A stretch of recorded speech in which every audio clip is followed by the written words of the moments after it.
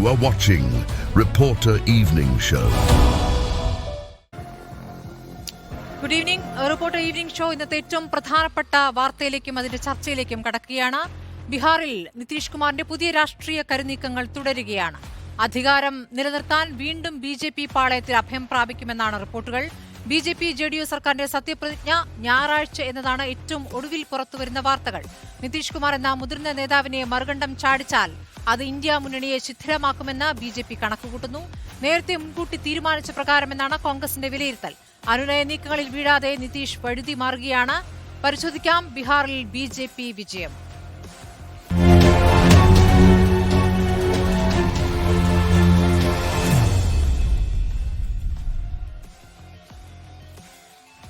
ചർച്ചയിൽ advocate N Lalkumar, ഇടത് സഹയാത്രികൻ Shaji Raghavan, BJP. പ്രതിനിധി ഡോക്ടർ വർഗീസ് ജോർജ് ആർ.ജെ.ഡി. ആദ്യം ഡോക്ടർ വർഗീസ് ജോർജിലേക്ക് പോകാമെന്ന് തോന്നുന്നു. ഡോക്ടർ വർഗീസ് ജോർജ്, ഇപ്പോൾ 9ാമതും ബീഹാറിന്റെ മുഖ്യമന്ത്രിയാകാൻ തയ്യാറെടുക്കുന്നു നിതീഷ് കുമാർ എന്നുള്ള വാർത്തയാണ് ലഭിക്കുന്നത്. അതും നേരത്തെ പിരിഞ്ഞ സഖ്യത്തിലേക്ക് തിരിച്ചെത്തുന്നു. ബി.ജെ.പിയുമായി ചേർന്ന് സർക്കാർ രൂപീകരിക്കാൻ പോകുന്നു. അതെ, ബീഹാർ രാഷ്ട്രീയം വളരെ ഒരു നിർണായകമായ ഘട്ടത്തിലൂടെ കടന്നു പോവുകയാണ്. പക്ഷേ ശ്രുതി, ഇത് ഇന്ത്യ മുന്നണിയുടെ സാധ്യതകളെ വളരെ പരിമിതമായിട്ട് മാത്രമേ ബാധിക്കുകയുള്ളൂ. കാരണം ഇന്ത്യ മുന്നണിയിലെ 28 പ്രാദേശിക കമ്മ്യൂണിസ്റ്റ്, സോഷ്യലിസ്റ്റ് കക്ഷികളും കോൺഗ്രസും കൂടി ചേരുന്നത് ഇതംപ്രദമായി അതിശക്തമായൊരു മുന്നണിയാണ്. കഴിഞ്ഞ ലോക്സഭാ ഇലക്ഷനിൽ നമുക്കൊരു ദേശീയ ബദലില്ലായിരുന്നു. ഇത്തവണ ഒരു ദേശീയ ബദലുണ്ട്. അതുകൊണ്ട് ബീഹാറിൽ നിതീഷ് കുമാറിൻ്റെ മാറ്റം ആ സംസ്ഥാനത്ത് ഒരു പ്രത്യാഘാതം ഉണ്ടാക്കുമെന്നല്ലാതെ ഇന്ത്യ മുന്നണിയെ അത് സാർവത്രികമായി ബാധിക്കാൻ പോകുന്നില്ല. ബീഹാറിൽ തന്നെ ഏറ്റവും ഫോർമിഡബിളായ ഫോഴ്സ് എന്ന് പറയുന്നത് ആർ.ജെ.ഡി. ആണ്. എപ്പോഴൊക്കെ ആർ.ജെ.ഡി., ബി.ജെ.പി., ജെ.ഡി.യു എന്നീ കക്ഷികൾ മത്സരിച്ചിട്ടുണ്ടോ അപ്പോഴൊക്കെ ഏറ്റവും കൂടുതൽ സീറ്റുകൾ താരതമ്യേന നേടിയിട്ടുള്ളത് ആർ.ജെ.ഡി. ആണ്. അതുകൊണ്ട് ആർ.ജെ.ഡി. ഉൾപ്പെടെയുള്ള plus Congress, CPI, CPM, CPIML എന്നുൾപ്പെടെയുള്ള അവശിഷ്ട മഹാഗഠബന്ധൻ നേരെ പകുതി സീറ്റുകളെങ്കിലും പിടിക്കുന്ന കാര്യത്തിൽ യാതൊരു സംശയമില്ല. ഞങ്ങളുടെ കണക്കുകൂട്ടൽ നേരത്തെ ബീഹാറിലെ 40 സീറ്റിൽ കഴിഞ്ഞ ലോക്സഭാ ഇലക്ഷനിലെ ഒരു സീറ്റ് മാത്രമേ പ്രതിപക്ഷത്തിനുണ്ടായിരുന്നുള്ളൂ. കിഷൻഗഞ്ചിൽ കോൺഗ്രസ് ജയിച്ചിരുന്നു. ബാക്കി 39 NDAയ്ക്കായിരുന്നു. നിതീഷ് കുമാർ ഉണ്ടായിരുന്നെങ്കിൽ 35-30 സീറ്റുകൾ ഉറപ്പായിരുന്നു. പക്ഷേ നിതീഷ് കുമാർ പോകുന്നതോടുകൂടി 15 സീറ്റുകളെങ്കിലും ബീഹാറിൽ പിടിക്കും എന്നുള്ള കാര്യത്തിൽ യാതൊരു സംശയമില്ല. കാരണം ബീഹാറിലെ ഏറ്റവും മാസ് ബേസ്ഡ് ഉള്ള പാർട്ടി എന്ന് പറയുന്ന ആർ.ജെ.ഡി. തന്നെയാണ്. മറ്റ് സംസ്ഥാനങ്ങളിൽ ഇതിന്റെ ഇമ്പാക്റ്റ് താരതമ്യേന വളരെ കുറവായിരിക്കും. ഡോക്ടർ വർഗീസ് ജോർജ്, ഇപ്പോൾ നമ്മൾ ആദ്യ പ്രതിഷേധ സ്വരം കണ്ടത് മമതയിൽ നിന്നാണ്. പിന്നീട് ആപ്പിൽ നിന്നുള്ള പ്രതികരണവും കണ്ടു. അതിനുശേഷമാണ് ഇപ്പോൾ നിതീഷ് കുമാർ അത്ര ചെറിയ കക്ഷിയല്ലല്ലോ, ജെ.ഡി.യു എന്നത് ചെറിയ കക്ഷിയല്ലല്ലോ. അതുകൊണ്ടാണല്ലോ കൺവീനർ ആക്കാനുള്ള ആലോചനകൾ വരെ നടന്നത്. അപ്പോൾ അതിനില്ല എന്ന് പറയുകയും പിന്നാക്കം പോവുകയും ചെയ്യുമ്പോൾ എന്താണ് 2024 സംഭവിക്കാൻ പോകുന്നത് എന്നതിൽ ഒരു കൃത്യമായ ധാരണയിലേക്ക് അല്ലെങ്കിൽ സാധ്യതകളിലേക്ക് ജെ.ഡി.യു കുറച്ചുകൂടി പ്രായോഗിക രാഷ്ട്രീയത്തിലേക്ക് എത്തിയെന്ന് വേണ്ടേ കണക്കാക്കാൻ? താങ്കളിപ്പോൾ ഈ പറയുന്ന കണക്ക് ലോക്സഭാ തെരഞ്ഞെടുപ്പുമായി ബന്ധപ്പെട്ടാണെങ്കിലും സംസ്ഥാനത്തെ സാഹചര്യം നോക്കൂ. ഇപ്പോൾ ആർ.ജെ.ഡി. 79 ആണെങ്കിലും അപ്പുറത്ത് ബി.ജെ.പി. 78, ജെ.ഡി.യു 45. അവർ 2 പേർ ചേർന്നാൽ മതി, മറ്റു കക്ഷികളെ ചേർക്കണ്ട. ആർ.ജെ.ഡിയെ സംബന്ധിച്ച് ഈ 8 കക്ഷികളെ ചേർക്കാനുള്ള ശ്രമങ്ങൾ നടക്കുമ്പോഴാണ് ഈ രണ്ട് കൂട്ടർ ചേർന്നുള്ള സഖ്യത്തിലേക്ക് പോകുന്നത്. അതെ ശ്രുതി, ബീഹാർ രാഷ്ട്രീയത്തിൽ ഒരുപക്ഷെ വീണ്ടും താൽക്കാലികമായിട്ടൊരു പുതിയ ഗവൺമെൻറ് തന്നെ ഉണ്ടാവും. അക്കാര്യത്തിൽ ഇപ്പോൾ സംശയം തോന്നുന്നില്ല. പക്ഷേ ബീഹാറിനപ്പുറത്തെ ജെ.ഡി.യുവിന് ഒരു സ്റ്റേക്കും ഇല്ല, ഒരു സ്റ്റേറ്റ് യൂണിറ്റ് പോലും അവർക്കില്ല. ഇപ്പം ഞങ്ങൾക്ക് ബീഹാറിലുള്ളത് നേരത്തെ ഞങ്ങളുടെ ഇവിടെ ഉണ്ടായിരുന്നപ്പം ബീഹാറിലുള്ളത് ശ്രീ പാട്ടീൽ MLA ആണ്. അവർ ആൻറ്റി BJP ആണ്. അതുകൊണ്ട് ബീഹാറിന് പുറത്തൊരു ഇമ്പാക്റ്റ് ഉണ്ടാകാൻ പോകുന്നില്ല. ബീഹാറിൽ തൽക്കാലത്തേക്ക് ഒരു ഗവൺമെൻറ് ഉണ്ടാകും. പക്ഷേ BJP will cut Nitish down to size എന്നുള്ള കാര്യം യാതൊരു സംശയമില്ല. കാരണം എന്തുകൊണ്ടാണ് നിതീഷ് BJP ബന്ധം ഉപേക്ഷിച്ച് ആർ.ജെ.ഡി. മുന്നണിയിലേക്ക് പോകുന്നത്? കഴിഞ്ഞ അസംബ്ലി ഇലക്ഷനിൽ നിതീഷ് കുമാറിന്റെ പാർട്ടി മത്സരിച്ച 120 സീറ്റുകളിലും BJP റിബൽ സ്ഥാനാർത്ഥികളെ നിർത്തി. രാംവിലാസ് പസ്വാന്റെ മകനെ കൊണ്ട് റിബൽ സ്ഥാനാർത്ഥികളെ നിർത്തി. അങ്ങനെ നിതീഷ് കുമാറിന് ചരിത്രത്തിൽ ഏറ്റവും കുറവ് 45 സീറ്റുകളായി നിതീഷ് കുമാറിനെ അവർ പരിമിതപ്പെടുത്തി. അതിൽ പ്രതിഷേധിച്ചാണ് നിതീഷ് കുമാർ BJP മുന്നണിയിൽ നിന്ന് പോയത്. ഇപ്പോൾ വീണ്ടും BJP മുന്നണിയിലേക്ക് തിരിച്ചു ചെല്ലുമ്പോൾ ഈ ഞായറാഴ്ച താൽക്കാലികമായി അദ്ദേഹത്തെ മുഖ്യമന്ത്രിയായിട്ട് അവരോധിക്കുമെങ്കിലും അടുത്ത അസംബ്ലി ഇലക്ഷനിലും അതേപോലെ തന്നെ തുടർന്നുള്ള മുനിസിപ്പൽ കോർപ്പറേഷൻ ഇലക്ഷനുകളിലും എല്ലാം നിതീഷ് കുമാറിന്റെ രാഷ്ട്രീയ ജീവിതത്തിലെ ഏറ്റവും വലിയ തിരിച്ചടിയായിരിക്കും ഉണ്ടാകാൻ പോകുന്നത്. കാരണം BJP ഒരു ജൂനിയർ പാർട്ണറായിരുന്നു ബീഹാറിൽ. ആ BJPക്ക് ഡോമിനന്റ് പാർട്ടിയായിട്ട് ബീഹാറിൽ വരണമെങ്കിൽ നിതീഷ് കുമാറിനെ അവർക്ക് പരിമിതപ്പെടുത്തേണ്ടി വരും. അതാണ് ബീഹാറിന്റെ BJPയുടെ ദൗത്യം എന്ന് പറയുന്നത്. മറ്റ് സ്റ്റേറ്റുകളെ സംബന്ധിച്ച് ശ്രുതി ചോദിക്കുമ്പോൾ മമതയുടെ കാര്യം ചോദിച്ചു. മമതയുടെ കാര്യത്തിൽ ഈ റിപ്പോർട്ടുകൾ ശരിയല്ല. മമതയുമായിട്ട് ഖാർഗെ സംസാരിച്ചു. അവർക്ക് മേഘാലയയിലും ആസാമിലും ഓരോ സീറ്റ് വേണം. ഇപ്പോൾ 5 സീറ്റ് കോൺഗ്രസിന് കൊടുക്കാമെന്ന് അവർ സമ്മതിച്ചിട്ടുണ്ട്. ഡൽഹിയിൽ ആം ആദ്മി പാർട്ടി കോൺഗ്രസിന് 3 സീറ്റ് കൊടുക്കാമെന്ന് സമ്മതിച്ചിട്ടുണ്ട്. അതുകൊണ്ട് ബീഹാറിൽ പരിമിതപ്പെട്ട ഒരു പരിമിതമായ പൊളിറ്റിക്സ് ആണ് ഇപ്പോൾ ചുരുളഴിഞ്ഞുകൊണ്ടിരിക്കുന്നത്. ഇത് ഇന്ത്യ സഖ്യത്തെ ബാധിക്കാൻ പോകുന്നില്ല. ഇപ്പോൾ BJPക്കുള്ളത് 303 ലോക്സഭാ സീറ്റുകളാണ്. ആ 303 ലോക്സഭാ സീറ്റുകൾ അവരുടെ പരമാവധിയാണ്. UP, ബീഹാർ, രാജസ്ഥാൻ, മധ്യപ്രദേശ് എന്നീ സ്റ്റേറ്റുകളിലെ മുഴുവൻ സീറ്റും BJP വിജയിച്ചാലും ഇന്ത്യ മുന്നണി വിജയിക്കുന്ന തരത്തിലാണ് കേരളം മുതൽ കാശ്മീർ വരെയുള്ള ഈ പാർട്ടികളുടെ ഒരു നിര അണിനിരന്നിരിക്കുന്നത്. സൗത്ത് ഇന്ത്യയിൽ 131 സീറ്റുകളാണുള്ളത്. ആ സൗത്ത് ഇന്ത്യയിലെ 131 സീറ്റുകൾ ഇപ്പോൾ BJPക്കുള്ള 26-30 സീറ്റുകൾ മാത്രമാണ്. ഇപ്പോൾ കർണാടകയും തെലങ്കാനയും പിടിച്ചോടുകൂടി ഈ സൗത്ത് ഇന്ത്യയിൽ നിന്ന് മാത്രം 100-ൽ പരം സീറ്റ് ഇന്ത്യ ബ്ലോക്ക് പിടിക്കും. കേരളത്തിലെ 20, തമിഴ്നാട്ടിലെ 40, തെലങ്കാന ഉൾപ്പെടെ. പിന്നീട് വരാൻ പോകുന്ന കിഴക്കൻ പ്രദേശങ്ങളിലാണ്. Mamata Banerjee okay, doctor Varghese George, ആ ഒരു ആത്മവിശ്വാസത്തിന് എന്താണ് BJPക്ക് പറയാനുള്ള മറുപടി എന്ന് കൂടി കേൾക്കാം. നമുക്കൊപ്പം ശ്രീ ഷാജി രാഘവനുണ്ട്. ശ്രീ ഷാജി രാഘവൻ, ബീഹാറിൽ എന്താണോ അമിത് ഷാ നിശ്ചയിച്ചത് അതിലേക്ക് ചെന്നെത്താതെ തരമില്ല എന്ന അവസ്ഥയിലേക്ക് നിതീഷ് കുമാറിനെ കൊണ്ടുചെന്നെത്തിച്ചിരിക്കുകയാണ്. ഉടനെയൊന്നും പ്രഖ്യാപനം വന്നില്ലെങ്കിലും കുഴപ്പമില്ല, പതുക്കെ മതി അമിത് ഷാ കഴിഞ്ഞ ദിവസം നിർദ്ദേശിച്ചുവെന്നാണ് കേൾക്കുന്നത്. ബീഹാറിലെ നഷ്ടം അത് JDUവിന് ഒരു സംസ്ഥാനത്തുണ്ടാകുന്ന നഷ്ടം എന്നതിനപ്പുറം ഇന്ത്യ മുന്നണിയുടെ ആർക്കിടെക്റ്റായ നിതീഷിന്റെ കൊഴിഞ്ഞുപോക്ക് ആ മുന്നണിയുടെ തന്നെ സാധ്യതകളെ ബാധിക്കുന്ന തരത്തിലേക്ക് പോകില്ലേ? കാരണം നിതീഷ് മുന്നോട്ട് വയ്ക്കുന്ന പ്രായോഗിക രാഷ്ട്രീയം അത് മമതയ്ക്കും കെജ്രിവാളിനും ഒക്കെ തോന്നുന്ന കാര്യം തന്നെയല്ലേ?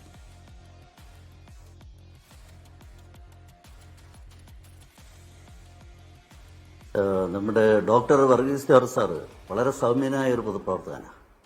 പക്ഷേ ഇന്നത്തെ ചർച്ചയിൽ അദ്ദേഹത്തിന്റെ വാദമുഖങ്ങളൊക്കെ വളരെ ദുർബലമാണ്. നമ്മളൊന്ന് ആലോചിച്ച് നോക്കൂ, ഈ വരാൻ പോകുന്ന 2024 തെരഞ്ഞെടുപ്പിൽ BJP വളരെ കൃത്യമായി 400+ അതിനു വേണ്ടിയിട്ടുള്ള പ്രവർത്തനം പാർട്ടിയുടെ അടിത്തട്ട് തൊട്ട് എത്രയോ കാലമായി നടക്കുന്നു. ഞങ്ങൾ 2014-ലും 2019-ലും തെരഞ്ഞെടുപ്പിനെ നേരിടുമ്പോൾ ഞങ്ങൾക്ക് വലിയ പ്രതിസന്ധി ഉണ്ടായിരുന്നു. 2014-ൽ നരേന്ദ്രമോദിയെ പൊതുമധ്യത്തിൽ അവതരിപ്പിക്കുന്നതിൽ ഉണ്ടായ ബുദ്ധിമുട്ടുൾപ്പെടെ 2019-ലെ തെരഞ്ഞെടുപ്പിലേക്ക് വരുമ്പോൾ അതിന് തൊട്ടുമുമ്പ് നടന്ന സെമി ഫൈനൽ എന്ന് പറഞ്ഞ തെരഞ്ഞെടുപ്പിൽ രാജസ്ഥാനിലും മധ്യപ്രദേശും ഒക്കെ ഞങ്ങൾക്ക് നഷ്ടപ്പെട്ടു. പക്ഷേ ഈ 24-ലെ തെരഞ്ഞെടുപ്പിലേക്ക് ഞങ്ങൾ പോകുമ്പോൾ ഞങ്ങളുടെ ലക്ഷ്യം പൂർത്തീകരിക്കും എന്നുള്ള കാര്യത്തിൽ ഞങ്ങളുടെ രാഷ്ട്രീയ എതിരാളികൾക്ക് പോലും അങ്ങനെ ഒരു അവിശ്വാസമുണ്ടെന്ന് ഞാൻ കരുതുന്നില്ല. അതുകൊണ്ട് അദ്ദേഹത്തിന്റെ വാദമുഖങ്ങളെ ഞാൻ ആ അർത്ഥത്തിൽ ചേർക്കാൻ ആഗ്രഹിക്കുന്നില്ല. ഇവിടെ എന്താ സംഭവിച്ചിരിക്കുന്നത്? 10 വർഷമായി നമ്മുടെ രാജ്യത്ത് അധികാരത്തിലിരിക്കുന്ന നരേന്ദ്രമോദി നേതൃത്വം കൊടുക്കുന്ന ദേശീയ ജനാധിപത്യ സഖ്യത്തിന്റെ ഗവൺമെന്റിനെതിരെ ഒരു മുന്നണി സംവിധാനം കൊണ്ടുവന്നു, ഇന്ത്യ മുന്നണി. ഇന്ന് ആ ഇന്ത്യ മുന്നണി തകർന്ന് തരിപ്പണമായിരിക്കുകയല്ലേ. ഇവിടെ അവതാരക പറഞ്ഞതുപോലെ ഇതിന്റെ ആർക്കിടെക്ട് ആയിരുന്നില്ലേ നിതീഷ് കുമാർ? അതേപോലെ തന്നെ ഒരു 2-3-4 ദിവസം മുമ്പ് ഉണ്ടായ ഡെവലപ്മെന്റ് നമുക്കറിയാമല്ലോ. പശ്ചിമ ബംഗാളിൽ മമതാ ബാനർജി മുഴുവൻ സീറ്റിലും, അതായത് മുന്നണിയുടെ ഭാഗമായി നിന്ന് മത്സരിക്കാൻ തയ്യാറല്ല, ഇന്ത്യ മുന്നണിയുടെ ഭാഗമായി മത്സരിക്കാൻ തയ്യാറല്ല എന്ന് പ്രഖ്യാപിച്ചിരിക്കുന്നു. ആം ആദ്മി പാർട്ടി പഞ്ചാബിൽ മുഴുവൻ സ്ഥലങ്ങളിലും മത്സരിക്കുമെന്ന് പ്രഖ്യാപിച്ചിരിക്കുന്നു. അതിനുശേഷമുള്ള ചർച്ചകൾക്ക് ശേഷം ഉരുത്തിരിഞ്ഞ കാര്യങ്ങളാണ് ഞാൻ പറഞ്ഞല്ലോ. ഇതേ അല്ല ഇപ്പൊ നമ്മൾ ഈ കേരളത്തിൽ ചർച്ച ചെയ്യുന്നതൊന്നും അല്ല ഇതിന്റെ യാഥാർത്ഥ്യം. സത്യത്തില് ഈ മുന്നണിയുടെ പിറവി തൊട്ട് നമ്മളൊന്ന് ആലോചിച്ച് നോക്കും, ഈ മുന്നണി പൂർണ്ണ രൂപത്തിലെത്തിയിട്ടുണ്ടോ? ഇപ്പോഴും കൺവീനറില്ല. എന്താ കൺവീനറില്ലാത്തത്? ഈ നിതീഷ് കുമാറിനെ മുന്നണിയുടെ ഭാഗമാക്കി പിടിച്ചു നിർത്തുന്നതിന് വേണ്ടി നടത്തുന്ന പരിശ്രമത്തിന്റെ ഭാഗമായിട്ടാണ് കൺവീനറെ പ്രഖ്യാപിക്കാത്തത്. അതുകൊണ്ട് നിതീഷ് കുമാർ ആ മുന്നണിയുടെ അവിഭാജ്യ ഘടകമാണ് എന്നുള്ള കാര്യത്തിൽ ആർക്കെങ്കിലും സംശയമുണ്ടോ? ഇന്ന് ആ നിതീഷ് കുമാർ മുന്നണി വിടുമ്പോൾ ഇപ്പോൾ ഉന്നയിക്കുന്ന വാദങ്ങളൊന്നും തന്നെ ശരിയല്ല. കാരണം ഈ മുന്നണിയുടെ മുന്നണി എന്നുള്ള നിലയിൽ അവർ തെരഞ്ഞെടുപ്പിനെ നേരിടുന്ന അതിന്റെ മുഴുവൻ അതിന്റെ മുഴുവൻ പശ്ചാത്തലവും ഇന്ന് പൊളിഞ്ഞടുങ്ങിയിരിക്കുകയാണ്. ഇനിയിപ്പോൾ ഇവർ പോസ്റ്റ് ഇലക്ഷൻ അലയൻസിനെ പറ്റിയിട്ടൊക്കെ ഇനി വരും ദിവസങ്ങളിൽ സംസാരിക്കും. നമ്മൾ കേൾക്കാൻ പോകുന്നത് അതിനെ പറ്റിയിട്ടാണ്. ഇന്നിപ്പോൾ ദേശീയ ജനാധിപത്യ സഖ്യത്തിനെതിരെ ഈ മുന്നണി തകരാനുള്ള അടിസ്ഥാനപരമായ കാരണങ്ങളോട് നമ്മൾ പരിശോധിക്കണം. കാരണം ഈ മുന്നണിക്ക് ഏത് വിഷയത്തിലാണ് നിലപാടുള്ളത്? ഈ മുന്നണി രൂപീകരിക്കുന്നത് തന്നെ നരേന്ദ്രമോദിയെ പുറത്താക്കണമെന്നുള്ള ഒരൊറ്റ ലൈൻ മുദ്രാവാക്യമാണ് അവരുടെ മുമ്പിലുള്ളത്. അതിനുവേണ്ടി അവര് നേതൃത്വം കൊടുക്കുന്ന പാർട്ടികളുടെ നേതാക്കന്മാരുടെ അവസ്ഥ തന്നെ ഇന്ത്യ മുന്നണിയിൽ ഭിന്നത വന്നിരിക്കുന്നു എന്നുള്ള പ്രശ്നം. ഞാൻ താങ്കളിലേക്ക് വരാം. ശ്രീലാൽ കുമാർ, അതാണ് ഇപ്പോൾ 28 പ്രാദേശിക കക്ഷികളുണ്ട്. അല്ലല്ല, ഒരു കാരണം കൂടെ അല്ല. ശരി, പറയൂ. അല്ല, ഒരു കാര്യം കൂടെ. ഇതിനു വേണ്ടി ഉണ്ടാക്കിയ മുന്നണിക്ക് നേതൃത്വം കൊടുക്കുന്ന ആരാണെന്നുള്ളതാണ് പ്രശ്നം. ഇത്രയും അഴിമതികൾ നടത്തി കൃത്യമായി ജയിലിൽ കിടന്നവര്, ജയിലിലേക്ക് പോകാൻ നിൽക്കുന്നവര്, ജയിലിൽ ജാമ്യം കിട്ടാതെ ജയിലിൽ കിടക്കുന്നവര് ഇവരുടെ പാർട്ടികളുടെ മുന്നണികളല്ലേ ഈ ദേശീയ ജനാധിപത്യ സഖ്യത്തിനെതിരെ ഇന്ത്യ മുന്നണി ഉണ്ടാക്കിയിരിക്കുന്നത്. അത് കോൺഗ്രസ് തൊട്ട് കേരളത്തിലെ CPM വരെ നമ്മൾ നോക്കൂ. വർഗീസ് സാറ് പറയുന്നത് കേട്ടു, ഇവിടെ കേരളം ജമ്മു കാശ്മീർ വരെയാണ്. സാർ അവര് അഴിമതിയുടെ കറവില്ലാത്ത അത്യാവശ്യം ഒരാളെന്ന് പറഞ്ഞാൽ നിതീഷ് കുമാർ ആരും ജയിലിലേക്ക് പോകുന്നില്ലല്ലോ. അതാണ് പ്രതിപക്ഷം മറുവാദമായി ഉന്നയിക്കുന്നത്. താങ്കളിലേക്ക് വരാം. ശ്രീലാൽ കുമാർ, 28 പ്രാദേശിക കക്ഷികളുണ്ട്. ഇപ്പോൾ അതിനിവിടെ നീതിന്യായ കോടതിയുണ്ട്. അതിന് മുന്നത്തെ നടപടിക്രമങ്ങളിലേക്കാണ് ഞാൻ പറഞ്ഞത്. ശ്രീലാൽ കുമാർ, ഇപ്പോൾ 28 പ്രാദേശിക കക്ഷികളുണ്ട്. ശക്തമാണ് ഇന്ത്യ മുന്നണി എന്നുള്ളതാണ് RJDയുടെ ആത്മവിശ്വാസം. ഡോക്ടർ വർഗീസ് ജോർജ് പറഞ്ഞു കേട്ടല്ലോ. പക്ഷേ യഥാർത്ഥത്തിൽ ശ്രീ ഷാജി ചൂണ്ടിക്കാണിച്ചതുപോലെ തന്നെ ഒരു നിലപാടില്ലാത്ത പാർട്ടികളുടെ സഖ്യം എന്നുള്ളത് പ്രധാനപ്പെട്ട ന്യൂനതയല്ലേ? ഇപ്പോൾ നിതീഷ് കുമാറിനെ തന്നെ എടുക്കൂ. നിലപാടല്ല, അധികാരമാണ് പ്രശ്നം. അതെല്ലാ ഘട്ടത്തിലും നിതീഷ് കുമാർ തെളിയിച്ചിട്ടുള്ളതാണ്. 5 തവണയെങ്കിലും അങ്ങോട്ടും ഇങ്ങോട്ടും മാറി കളിച്ചിട്ടുള്ള ഒരാളാണ്. വിശ്വസിക്കാൻ കൊള്ളാത്ത ഒരു നേതാവിനെ, പ്രധാനപ്പെട്ട നേതാവ് അല്ലെങ്കിൽ മുന്നണിയുടെ പ്രധാനപ്പെട്ട കൺവീനർ സ്ഥാനത്തേക്ക് വരെ പരിഗണിക്കേണ്ട ഒരു ബലഹീനത യഥാർത്ഥത്തിൽ ഇന്ത്യ മുന്നണിയെ സംബന്ധിച്ചുണ്ടല്ലോ. അപ്പോൾ എങ്ങനെയാണ് ഈ മുന്നണിയുടെ ഇനിയുള്ള കെട്ടുറപ്പിനെ താങ്കൾ കാണുന്നത്?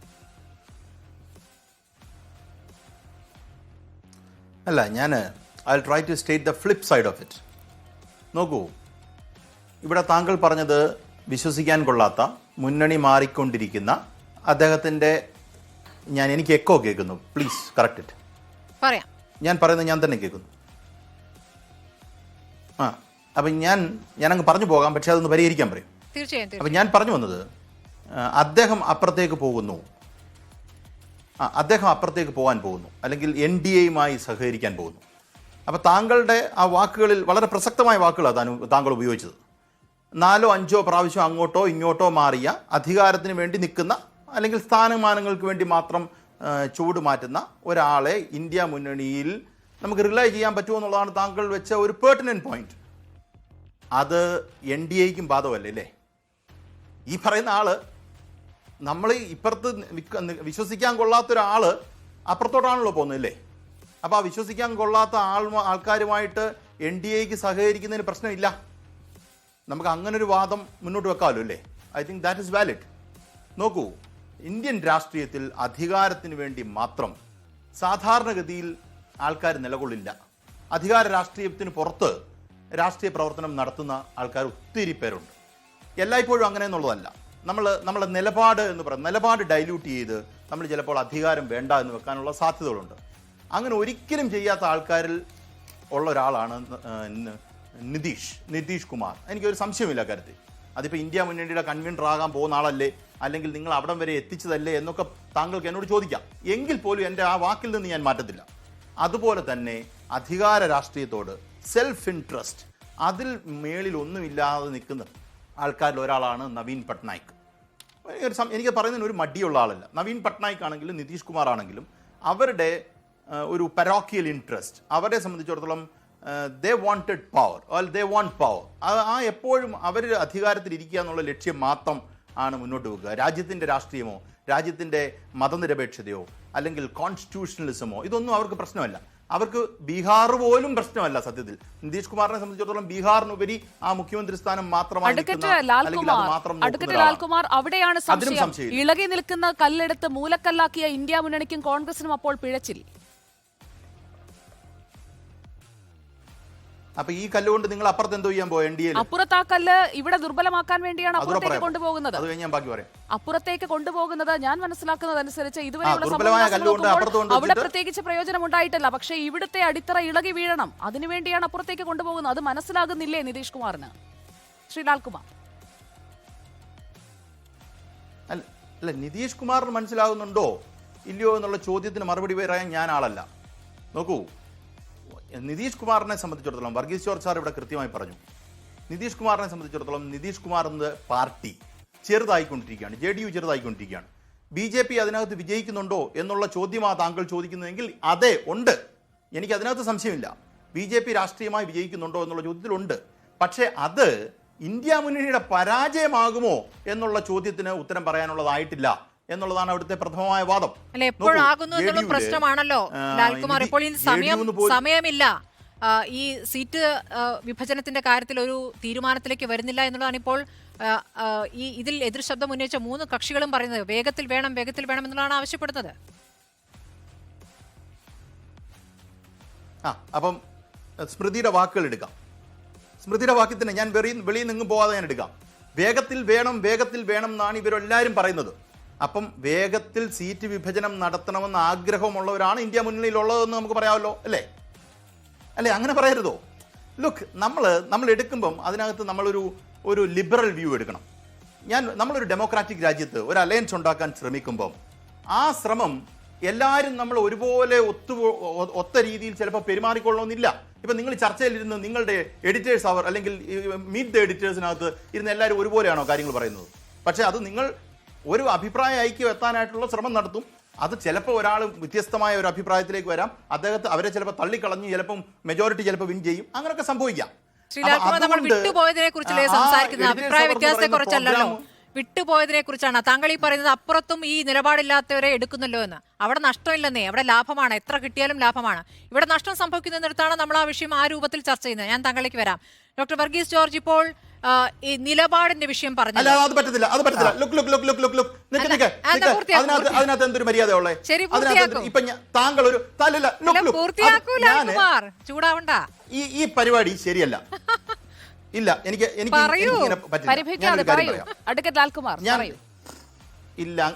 ഇല്ല, ഞാൻ എന്റെ പോയിന്റ് ആദ്യം ക്ലിയർ ആട്ടെ. ഞാൻ ആദ്യം പറഞ്ഞത്, നിങ്ങൾ ഒന്നാമത്തെ കാര്യം, ഒരു അവതാരകയ്ക്കല്ല ഞാൻ മറുപടി കൊടുക്കുന്നത്, 2 പേർക്കാണ്.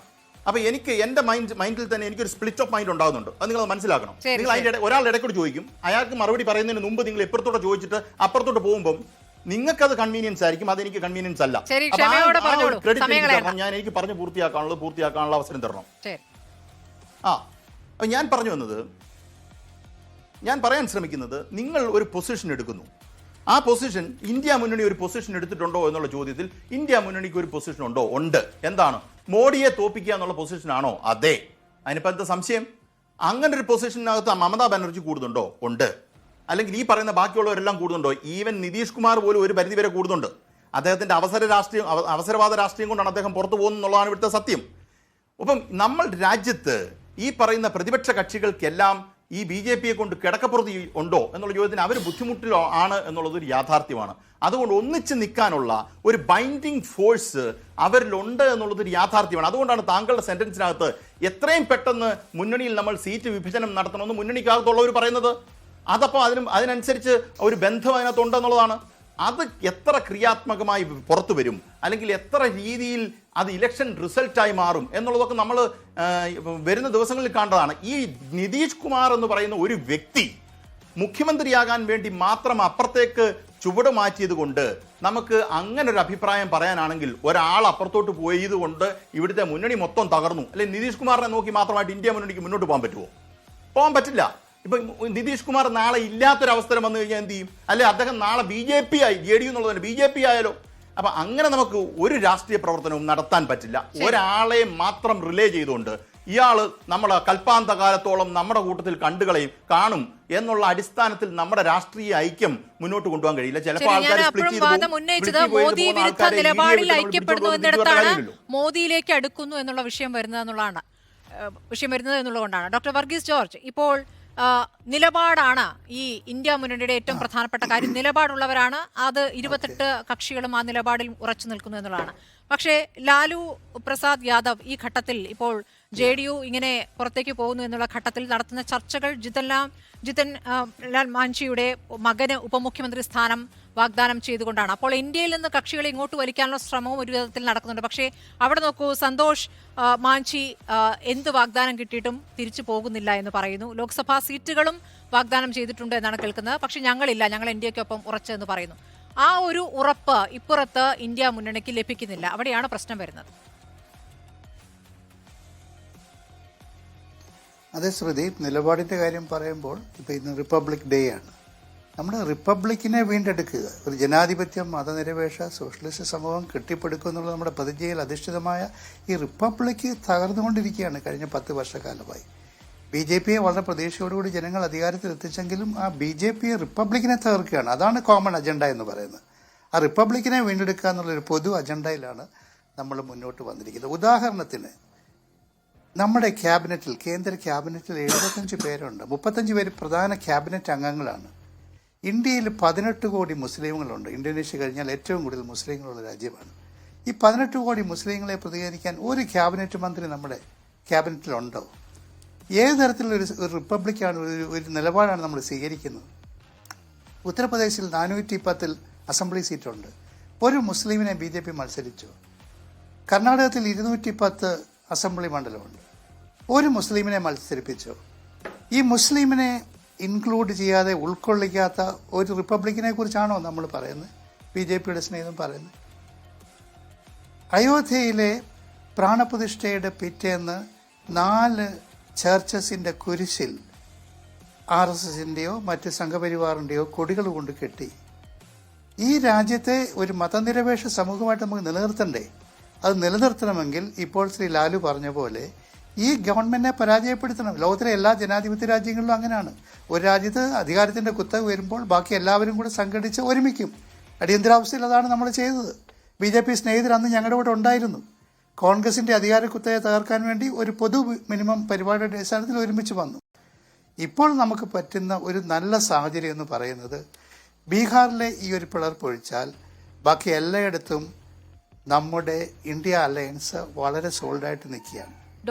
പ്രത്യേകിച്ച് സൗത്ത് ഇന്ത്യയിൽ, കിഴക്കൻ ഇന്ത്യയിൽ എന്തായാലും. ഡോക്ടർ വർഗീസ് ജോർജ്, ബീഹാറിനെ കുറിച്ച് പറയുമ്പോൾ തൊട്ടപ്പുറത്തുള്ള ഉത്തർപ്രദേശിൽ നിന്ന് അഖിലേഷ് യാദവ് ഇന്ന് പറഞ്ഞ വാചകങ്ങൾ കൂടി അങ്ങ് കേൾക്കണം. അഖിലേഷ് യാദവ് പറഞ്ഞത് ഇന്ത്യ മുന്നണിയിൽ നിതീഷ് കുമാർ തുടരണം എന്ന് പറഞ്ഞുകൊണ്ട് അദ്ദേഹം എടുത്തു പറയുന്ന ഒരു പ്രധാനപ്പെട്ട കാര്യമുണ്ട്, കൊളാബറേഷൻ. ഈ 28 കക്ഷികളെയും കൂട്ടിച്ചേർത്ത് കൊളാബറേറ്റ് ചെയ്ത് കൊണ്ടുപോകണമെങ്കിൽ അതിനാവശ്യമായ ഒരു ആർജവം കാണിക്കേണ്ട കോൺഗ്രസ് അതിൽ പരാജയമാണ് എന്ന് അഖിലേഷ് യാദവ് പറയുകയാണ്. സ്വന്തം അനുഭവത്തിന്റെ കൂടി വെളിച്ചത്തിലാണ് അഖിലേഷ് യാദവ് അത് പറയുന്നത്. അപ്പോൾ മുന്നണിക്കുള്ളിൽ നിന്ന്, ഇപ്പോൾ ഇന്ത്യ മുന്നണിയിൽ ഉണ്ട് എന്ന് കരുതുന്ന സമാജ്വാദി പാർട്ടിയിൽ നിന്ന്, അഖിലേഷ് യാദവിൽ നിന്ന് കൂടി ഇങ്ങനെ കേൾക്കുകയാണ്. മമതയോ കെജ്രിവാളോ മാത്രമല്ല, അഖിലേഷ് യാദവും നിതീഷ് പുറത്തേക്ക് പോകുന്ന സാഹചര്യത്തെ നോക്കിക്കാണുന്നത് ഇങ്ങനെയാണ്. അപ്പോൾ എങ്ങനെയാണ് എല്ലാ കാര്യങ്ങളും കൃത്യമായി പോകുന്നുവെന്ന് നമുക്ക് ധരിക്കാൻ കഴിയുക? Doctor Varghese George. സുജയ, അതായത് കോൺഗ്രസ് ഇന്നും 20% വോട്ടുള്ള പാർട്ടിയാണ്. കഴിഞ്ഞ ലോക്സഭാ ഇലക്ഷനിൽ അവർക്ക് 20% വോട്ടുണ്ട്. 100 പേര് പോളിംഗ് ബൂത്തിൽ പോയപ്പോൾ 20 പേര് കോൺഗ്രസിനാണ് വോട്ട് ചെയ്തത്. കർണാടക, അതേപോലെ തന്നെ ഗുജറാത്ത്, മധ്യപ്രദേശ്, രാജസ്ഥാൻ തുടങ്ങിയ സംസ്ഥാനങ്ങളിൽ കോൺഗ്രസ് മാത്രമേ ഈ ഇന്ത്യ മുന്നണിയിലുള്ളൂ. അവരാണ് BJPയുമായിട്ട് നേരിട്ട് ഏറ്റുമുട്ടുന്നത്. ആ കോൺഗ്രസ് ഇന്ത്യ മുന്നണിയുടെ ഒരു അവിഭാജ്യ ഘടകമാണ്. ആ ഇന്ത്യ മീറ്റിംഗ് കൂടിയപ്പോൾ ഉണ്ടായ ഒരു നിർദ്ദേശം, മമതാ ബാനർജിയുടെയും കേജ്രിവാളിൻ്റെയും ഭാഗത്തു നിന്നുണ്ടായ നിർദ്ദേശം, കോൺഗ്രസിൻ്റെ ലീഡർഷിപ്പ് എടുക്കണം. അങ്ങനെയാണ് ഖാർഗെയുടെ പേര് മുമ്പോട്ട് വന്നത്. Congress plus socialist parties plus communist parties plus പ്രാദേശിക പാർട്ടികൾ. തമിഴ്നാട്ടിലെ വലിയ സ്റ്റേറ്റുകൾ എടുക്കുക. തമിഴ്നാട്ടിലെ 40 ലോക്സഭാ സീറ്റിൽ 40 DMK ജയിക്കുന്നു. മഹാരാഷ്ട്രയിൽ കഴിഞ്ഞ തവണ NDA സ്വീപ്പ് ചെയ്തതാണ്. ആ മഹാരാഷ്ട്രയിൽ Congress plus NCP plus Shiv Sena പകുതി സീറ്റെങ്കിലും ലഭിക്കുവേ. ബീഹാറിൽ പകുതി സീറ്റ് ലഭിക്കുവേ. UP-യിൽ കഴിഞ്ഞ തവണ BJP-ക്ക് 80 സീറ്റ് ലഭിച്ചതാണ്. ഇപ്പോൾ കഴിഞ്ഞ അസംബ്ലി ഇലക്ഷനിൽ അഖിലേഷ് യാദവ്, അതിനുശേഷം നടന്ന ലോക്സഭാ ഇലക്ഷൻ ശേഷം നടന്ന അസംബ്ലി ഇലക്ഷനിൽ നേരെ പകുതി സീറ്റ് അഖിലേഷ് യാദവ് പിടിച്ചിരിക്കുന്നു. Akhilesh Yadav plus RLD plus Congress ഇപ്പോൾ സോണിയാഗാന്ധി മായാവതിയുമായിട്ട് ചർച്ച ചെയ്തുകൊണ്ടിരിക്കുകയാണ്. വലിയ സ്റ്റേറ്റുകളെ എടുക്കുക സുജ. ബംഗാൾ 40 സീറ്റുണ്ട്. ആ 40 സീറ്റിൽ നിന്ന് മമതാ ബാനർജി 30 സീറ്റെങ്കിലും കൊണ്ടുവരുമേ. അപ്പോൾ അഖിലേഷ് യാദവ് പറഞ്ഞത് UP-യുടെ കോണ്ടെക്സ്റ്റിലാണ്. പക്ഷേ ഒരു പാൻ ഇന്ത്യ കോണ്ടെക്സ്റ്റിൽ കോൺഗ്രസ് അഭിവാജ്യമാണ്.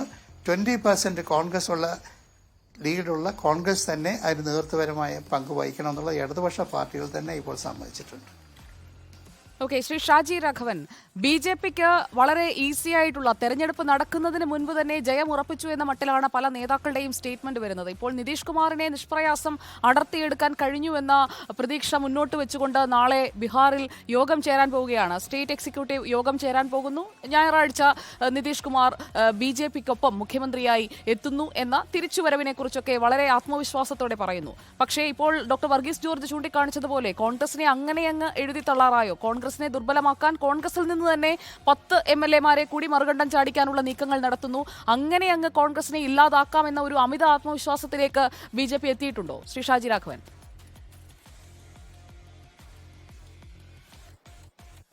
അല്ല, BJP എത്തിയോ ഇല്ലയോ എന്നുള്ളതല്ലല്ലോ പ്രശ്നം. ഈ ഇന്ത്യ മുന്നണിയിലെ ഘടകകക്ഷികൾ കോൺഗ്രസ് നേതൃത്വത്തെ അംഗീകരിക്കുന്നുണ്ടോ? എനിക്ക് എക്കോ വരുന്നുണ്ട്, ഒന്ന് നോക്കണേ പ്ലീസ്. ഒന്ന് ശ്രദ്ധിക്കണം. ഘടകകക്ഷികൾക്ക് പോലും കോൺഗ്രസിനെ വിശ്വാസമില്ലല്ലോ. ഇവിടെ അടർത്തിയെടുത്തു എന്ന് പറഞ്ഞു. ആരടർത്തിയെടുത്തു? ആരും അടർത്തിയെടുത്തതല്ലോ. സ്വയം തകർന്ന മുന്നണിയിൽ നിന്നും രക്ഷപ്പെട്ട ആളാണ് നിതീഷ് കുമാർ. അത് സ്വയം തകർന്നതല്ലേ. മമതാ ബാനർജി എന്തേ ഈ നിലപാടെടുത്തത്? എന്തേ ആം ആദ്മി പാർട്ടി നിലപാടെടുത്തത്? അവരൊക്കെ ഈ നിലപാടെടുക്കുമ്പോൾ അവർക്ക് കോൺഗ്രസിലുള്ള അവിശ്വാസം തന്നെയല്ലേ അവർ രേഖപ്പെടുത്തിയിട്ടല്ലേ ഈ നിലപാടെടുത്തത്? ഒന്ന് ആലോചിച്ച് നോക്കൂ. ഈ പാൻ ഇന്ത്യ പാർട്ടി കോൺഗ്രസ് എന്നൊക്കെ വർഗീസ് സാർ പറയുന്നത് കേട്ടു. സാർ, ആ പാർട്ടിയെ, ആ ഘടകകക്ഷികൾക്ക് വിശ്വാസമില്ലെങ്കിൽ BJP-യെ കുറ്റം പറഞ്ഞിട്ട് കാര്യമുണ്ടാവും. അവരുടെ ഇന്ത്യ മുന്നണിയിൽ ഇപ്പോൾ സംഭവിച്ചിരിക്കുന്നത് പോലും ഇതിന് ഇപ്പോൾ ഞാൻ നേരത്തെ സൂചിപ്പിച്ചു. ഇവിടെ അഡ്വക്കേറ്റ് ലാൽ ഉൾപ്പെടെയുള്ളവര് നിതീഷ് കുമാറിന്റെ ക്രെഡിബിലിറ്റിയെ പറ്റി ഇപ്പോൾ പറയുന്നത് കേട്ടു. അവർ കൺവീനർ സ്ഥാനം ഈ ക്രെഡിബിലിറ്റി ഇല്ലാത്ത ആളിന് ഇപ്പോഴും ഒഴിച്ചിട്ടിരിക്കുക. ഇപ്പോഴും ഈ മണിക്കൂറിന്, നമ്മൾ ഈ ചർച്ച നടക്കുന്ന മണിക്കൂറിൽ ഒഴിച്ചിട്ടിരിക്കുകയാണ്. അപ്പൊ ആ മുന്നണി സ്വയം തകർന്നതാണ്. അവരുടെ ആഭ്യന്തര കലഹം കൊണ്ട് തകർന്ന മുന്നണിയാണത്. അല്ലെങ്കിൽ നിലപാടുകളില്ലാത്ത വരാൻ പോകുന്ന തെരഞ്ഞെടുപ്പിൽ ഉണ്ടാകാൻ പോകുന്ന റിസൾട്ടിനെ പറ്റി കൃത്യമായി ബോധ്യമുള്ളപ്പോൾ അതിനെതിരെ ഉണ്ടാക്കിയ മുന്നണിയുടെ കൃത്യമായ ദൗർബല്യങ്ങൾ തിരിച്ചറിഞ്ഞുകൊണ്ട് ഘടകകക്ഷികൾ അതിൽ നിന്ന് പിന്നോക്കം പോകുന്നു. അതിൽ BJP-യെ കുറ്റം പറഞ്ഞിട്ട് കാര്യമില്ല. ഞങ്ങൾ നിതീഷ് കുമാർ വരുന്നതിന് മുമ്പ് തന്നെ ഈ വരാൻ പോകുന്ന തെരഞ്ഞെടുപ്പിനെ പറ്റി ഞങ്ങളുടെ ലക്ഷ്യം ഇതൊന്നും ഒരു കടുത്ത ആത്മവിശ്വാസമൊന്നോ അല്ലെങ്കിൽ ഷാജി രാഘവൻ, കർപ്പൂരി ഠാക്കൂറിന് ഭാരതരത്ന പെട്ടെന്ന് പ്രഖ്യാപിച്ചത് അതൊരു ലക്ഷ്യവുമില്ലാതെയാണോ? ശ്രീ ഷാജി രാഘവൻ, BJP അടർത്തിയെടുക്കാൻ ഒന്നും ചെയ്തില്ല എന്നൊക്കെ നിഷ്കളങ്കമായി എങ്ങനെ പറഞ്ഞു പോകാൻ കഴിയും? കർപ്പൂരി ഠാക്കൂറിന് ഭാരതരത്ന നൽകണമെന്ന് 2007 മുതലുള്ള ആവശ്യമാണ്. BJP അധികാരത്തിലെത്തി 10 വർഷം പിന്നിടുമ്പോഴാണല്ലോ ഭാരതരത്ന കൊടുക്കുന്നത്. അപ്പോഴത് കൃത്യമായി ബീഹാറും നിതീഷ് കുമാറും ഒക്കെ ലക്ഷ്യമായിട്ടുള്ള ഒന്ന് തന്നെയാണ്. അമിത്ഷാ ഡോർ അടച്ചിട്ടിരിക്കുകയാണ്, നിതീഷ് തിരിച്ചു വരാനെന്ന് പറഞ്ഞ BJP നേതാക്കളെയൊക്കെ തിരുത്തുന്ന രീതിയിൽ 5 ദിവസം മുമ്പ് അമിത്ഷായുടെ സ്റ്റേറ്റ്മെന്റ് വരുന്നു. അതിനുശേഷം നിതീഷ് കുമാർ ഇങ്ങോട്ടേക്ക് അടുക്കുന്നുവെന്ന സൂചനകൾ നൽകുകയാണ് നരേന്ദ്രമോദിയെ പുകഴ്ത്തിക്കൊണ്ടുള്ള സ്റ്റേറ്റ്മെന്റിലൂടെ ബുധനാഴ്ച. അപ്പോൾ കൃത്യമായി അടർത്തിയെടുക്കാനുള്ള നീക്കമൊക്കെ അവിടെ നടത്തിയിട്ടുണ്ട്. അതൊരു വസ്തുതയായി അവിടെ നിലനിൽക്കുകയല്ലേ ശ്രീ ഷാജി രാഘവൻ? അല്ലാതെ നിതീഷ് ഓടി വന്ന് കയറി NDA ക്യാമ്പിലെന്നൊക്കെ നിഷ്കളങ്കമായി അങ്ങനെ പറഞ്ഞു പോകാൻ കഴിയുമോ? ഇല്ലില്ല. കർപ്പൂരി ഠാക്കൂറിന്റെ ഭാരതരത്നയെ സംബന്ധിച്ച് ഇന്നലെ നിതീഷ് കുമാർ തന്നെ പറഞ്ഞല്ലോ. അവരെത്രയോ കാലമായി UPA ഗവൺമെന്റിന്റെ കാലത്തൊക്കെ പറഞ്ഞിട്ടുള്ളതാണ്. നമ്മൾ നിസ്സാരമായിട്ട് കാണേണ്ട ഒരാളല്ലല്ലോ ഈ കർപ്പൂരി ഠാക്കൂർ. ആണോ? അവിടുത്തെ സോഷ്യലിസ്റ്റിന്റെ അല്ലെങ്കിൽ പാവപ്പെട്ടവന്റെ മിശിക എന്ന് ബീഹാറിലെ നിതീഷ് കുമാർ മാത്രമല്ല, മുലയൻ സിംഗ് ഉൾപ്പെടെ ഏതാണ്ട് സോഷ്യലിസ്റ്റുകളൊക്കെ തന്നെ ഏറ്റവും ഒരു വലിയ സ്ഥാനം കൊടുത്ത് ആദരിച്ചിരുന്ന ഒരു വ്യക്തിയാണ്.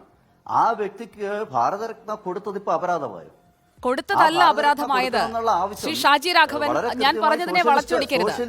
ശ്രീ ഷാജി രാഘവൻ, കർപ്പൂരി ഠാക്കൂറിന്റെ അദ്ദേഹത്തിന്റെ മെറിറ്റിനെ കുറിച്ച് ഇവിടെ ആർക്കും സംശയമില്ല. ബീഹാറിന്റെ മുൻ മുഖ്യമന്ത്രി എന്ന നിലയിൽ അദ്ദേഹം ചെയ്തിട്ടുള്ള കാര്യങ്ങൾ, നീതി ഉറപ്പാക്കാൻ നടത്തിയ നീക്കങ്ങൾ, അതൊക്കെ എല്ലാവരും ബഹുമാനിക്കുന്നുണ്ട്. പക്ഷേ NDA-ക്കൊപ്പം നിതീഷ് കുമാറും JDU-വും ഉണ്ടായിരുന്ന കാലത്ത് കൊടുക്കാത്ത ഭാരതരത്ന പൊടുന്നനെ കൊടുക്കുന്നതും അമിത്ഷായുടെ മലക്കമറിച്ചിലുമൊക്കെ രാജ്യം കാണുന്നുണ്ട്. ഇല്ല നമ്മൾ അത്തരത്തിൽ അതിനെ വ്യാഖ്യാനിക്കണ്ട. ഞാൻ സൂചിപ്പിച്ചല്ലോ, ഭാരതരത്ന കൊടുക്കുമ്പോൾ കൃത്യമായിട്ടുള്ള അളവുകോലുകൾ ഇതിന്റെ പിന്നിലുണ്ട്. വളരെ കാലങ്ങളായി ഈ രാജ്യത്തെ എനിക്ക് തോന്നുന്നു ഈ വർഗീസ് സാറിന് പോലും, നമ്മുടെ ചർച്ചയിൽ പങ്കെടുക്കുന്ന വർഗീസ് സാറിന് പോലും അക്കാര്യത്തിൽ അഭിപ്രായ വ്യത്യാസം ഉണ്ടാവില്ല. അദ്ദേഹം ഇതിനു മുമ്പ് എത്രയോ കാലം മുമ്പേ അർഹനായിട്ടുള്ള ഒരാളാണ്. അദ്ദേഹത്തിന് ഇപ്പൊ ഭാരതരത്ന കൊടുത്തിരിക്കുന്നു. താങ്കൾക്കത് മനസ്സിലാവാഞ്ഞിട്ടല്ല, ഏത് സമയത്ത് അത് ചെയ്യുന്നു എന്നതിൽ നിങ്ങൾ കൃത്യമായി രാഷ്ട്രീയം കളിക്കുന്നു എന്നുള്ളതാണ്. അത് ഞങ്ങളുടെ കാലങ്ങളായുള്ള ആവശ്യമാണെന്ന്, ഇതൊക്കെ ഒരു വാദമുഖങ്ങളായിട്ട് ഉന്നയിക്കുന്നു, ഞങ്ങളുടെ കാലങ്ങളായിട്ടുള്ള ആവശ്യമാണെന്ന് നിതീഷ് കുമാറും ഈ ഘട്ടത്തിൽ പറയുന്നതൊക്കെ എന്തിനുള്ള നീക്കമാണെന്നുള്ളത് ജനങ്ങൾക്ക് മനസ്സിലാകും. ശ്രീ ലാൽകുമാർ, ഇപ്പോൾ നേരത്തെ കോൺഗ്രസുമായി ബന്ധപ്പെട്ട് ശ്രീ ഷാജി രാഘവൻ പറഞ്ഞൊരു കാര്യം, കോൺഗ്രസ് ഇക്കാര്യത്തിൽ എന്ത് ചെയ്യുന്നു എന്നുള്ള ചോദ്യം ഉയരുന്നുണ്ട്. നേരത്തെ അഖിലേഷ് യാദവിന്റെ അഭിമുഖം ഇന്ത്യ ടുഡേ എടുക്കുമ്പോൾ അതിൽ അദ്ദേഹം പറഞ്ഞിട്ടുള്ള ഒരു കാര്യം, നിതീഷ് കുമാർ ഈ മുന്നണിയിൽ തുടരുകയായിരുന്നെങ്കിൽ വിജയിച്ചാൽ പ്രധാനമന്ത്രിയാകാൻ വരെ സാധ്യതയുള്ള ആളായിരുന്നു എന്ന രൂപത്തിൽ അദ്ദേഹം പ്രതികരിക്കുന്നു. അതോടൊപ്പം കോൺഗ്രസുമായി ബന്ധപ്പെട്ട ചോദ്യത്തിന് അദ്ദേഹം പറയുന്നത്, കോൺഗ്രസ് നിലവിലിപ്പോൾ കോൺഗ്രസ് മാറി നിന്ന് നിരീക്ഷിക്കുകയാണോ യഥാർത്ഥത്തിൽ കോൺഗ്രസ് ഈ ഇന്ത്യ മുന്നണിയുടെ ഏറ്റവും പ്രധാനപ്പെട്ട കക്ഷി എന്ന നിലയ്ക്ക് ചെയ്യേണ്ടത്? അപ്പോൾ ഒരുമിച്ച് പ്രചാരണത്തിൽ നിങ്ങൾ ഇറങ്ങുമോ എന്ന ചോദ്യത്തിന് ഇന്ത്യ മുന്നണിയിലെ അടുത്ത പ്രധാനപ്പെട്ട ഭാഗമായ SP-യുടെ നേതാവായ അഖിലേഷ് യാദവ് പറയുകയാണ്, അത് കാലം തെളിയിക്കുമെന്ന്. ഇനി ഏത് കാലമാണ് കാത്തിരിക്കുന്നത്?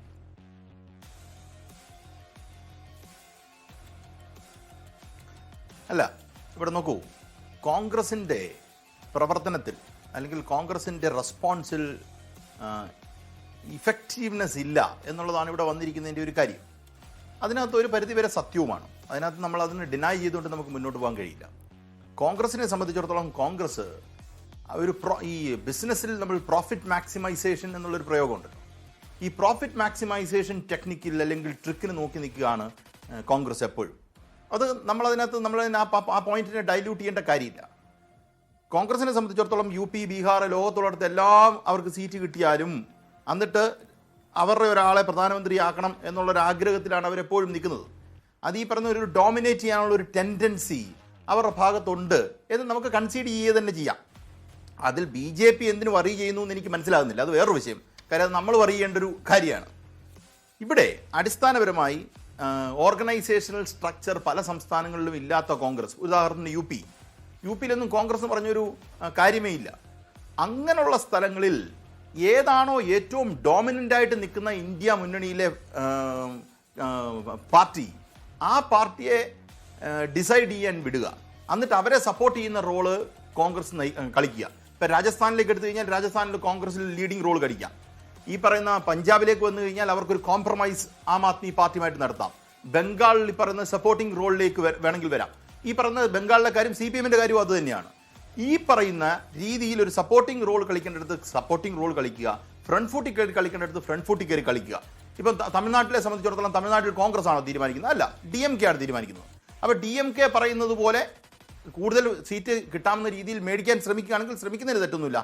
പക്ഷേ അതുണ്ടേലേ പറ്റത്തുള്ളൂ എന്ന് പറയുന്ന ഒരു സ്ട്രോങ് അല്ലെങ്കിൽ അൺകോംപ്രമൈസിങ് സ്റ്റാൻഡ് കോൺഗ്രസ് എടുത്താൽ കോൺഗ്രസിന് തന്നെയാണ് അതിനകത്ത് വലിയ നഷ്ടം ഉണ്ടാകാൻ പോകുന്നത്. കാര്യം നമ്മൾ രാഷ്ട്രീയത്തിൽ നോക്കൂ, കഴിഞ്ഞ പ്രാവശ്യത്തെ തെരഞ്ഞെടുപ്പിൽ എൻ്റെ ഓർമ്മ ശരിയാണെങ്കിൽ നരേന്ദ്രമോദിക്കെതിരെ BJP-ക്കെതിരെ കോൺഗ്രസ് നിർത്തിയത് 196 സ്ഥാനാർത്ഥികളാണ്. Direct fight.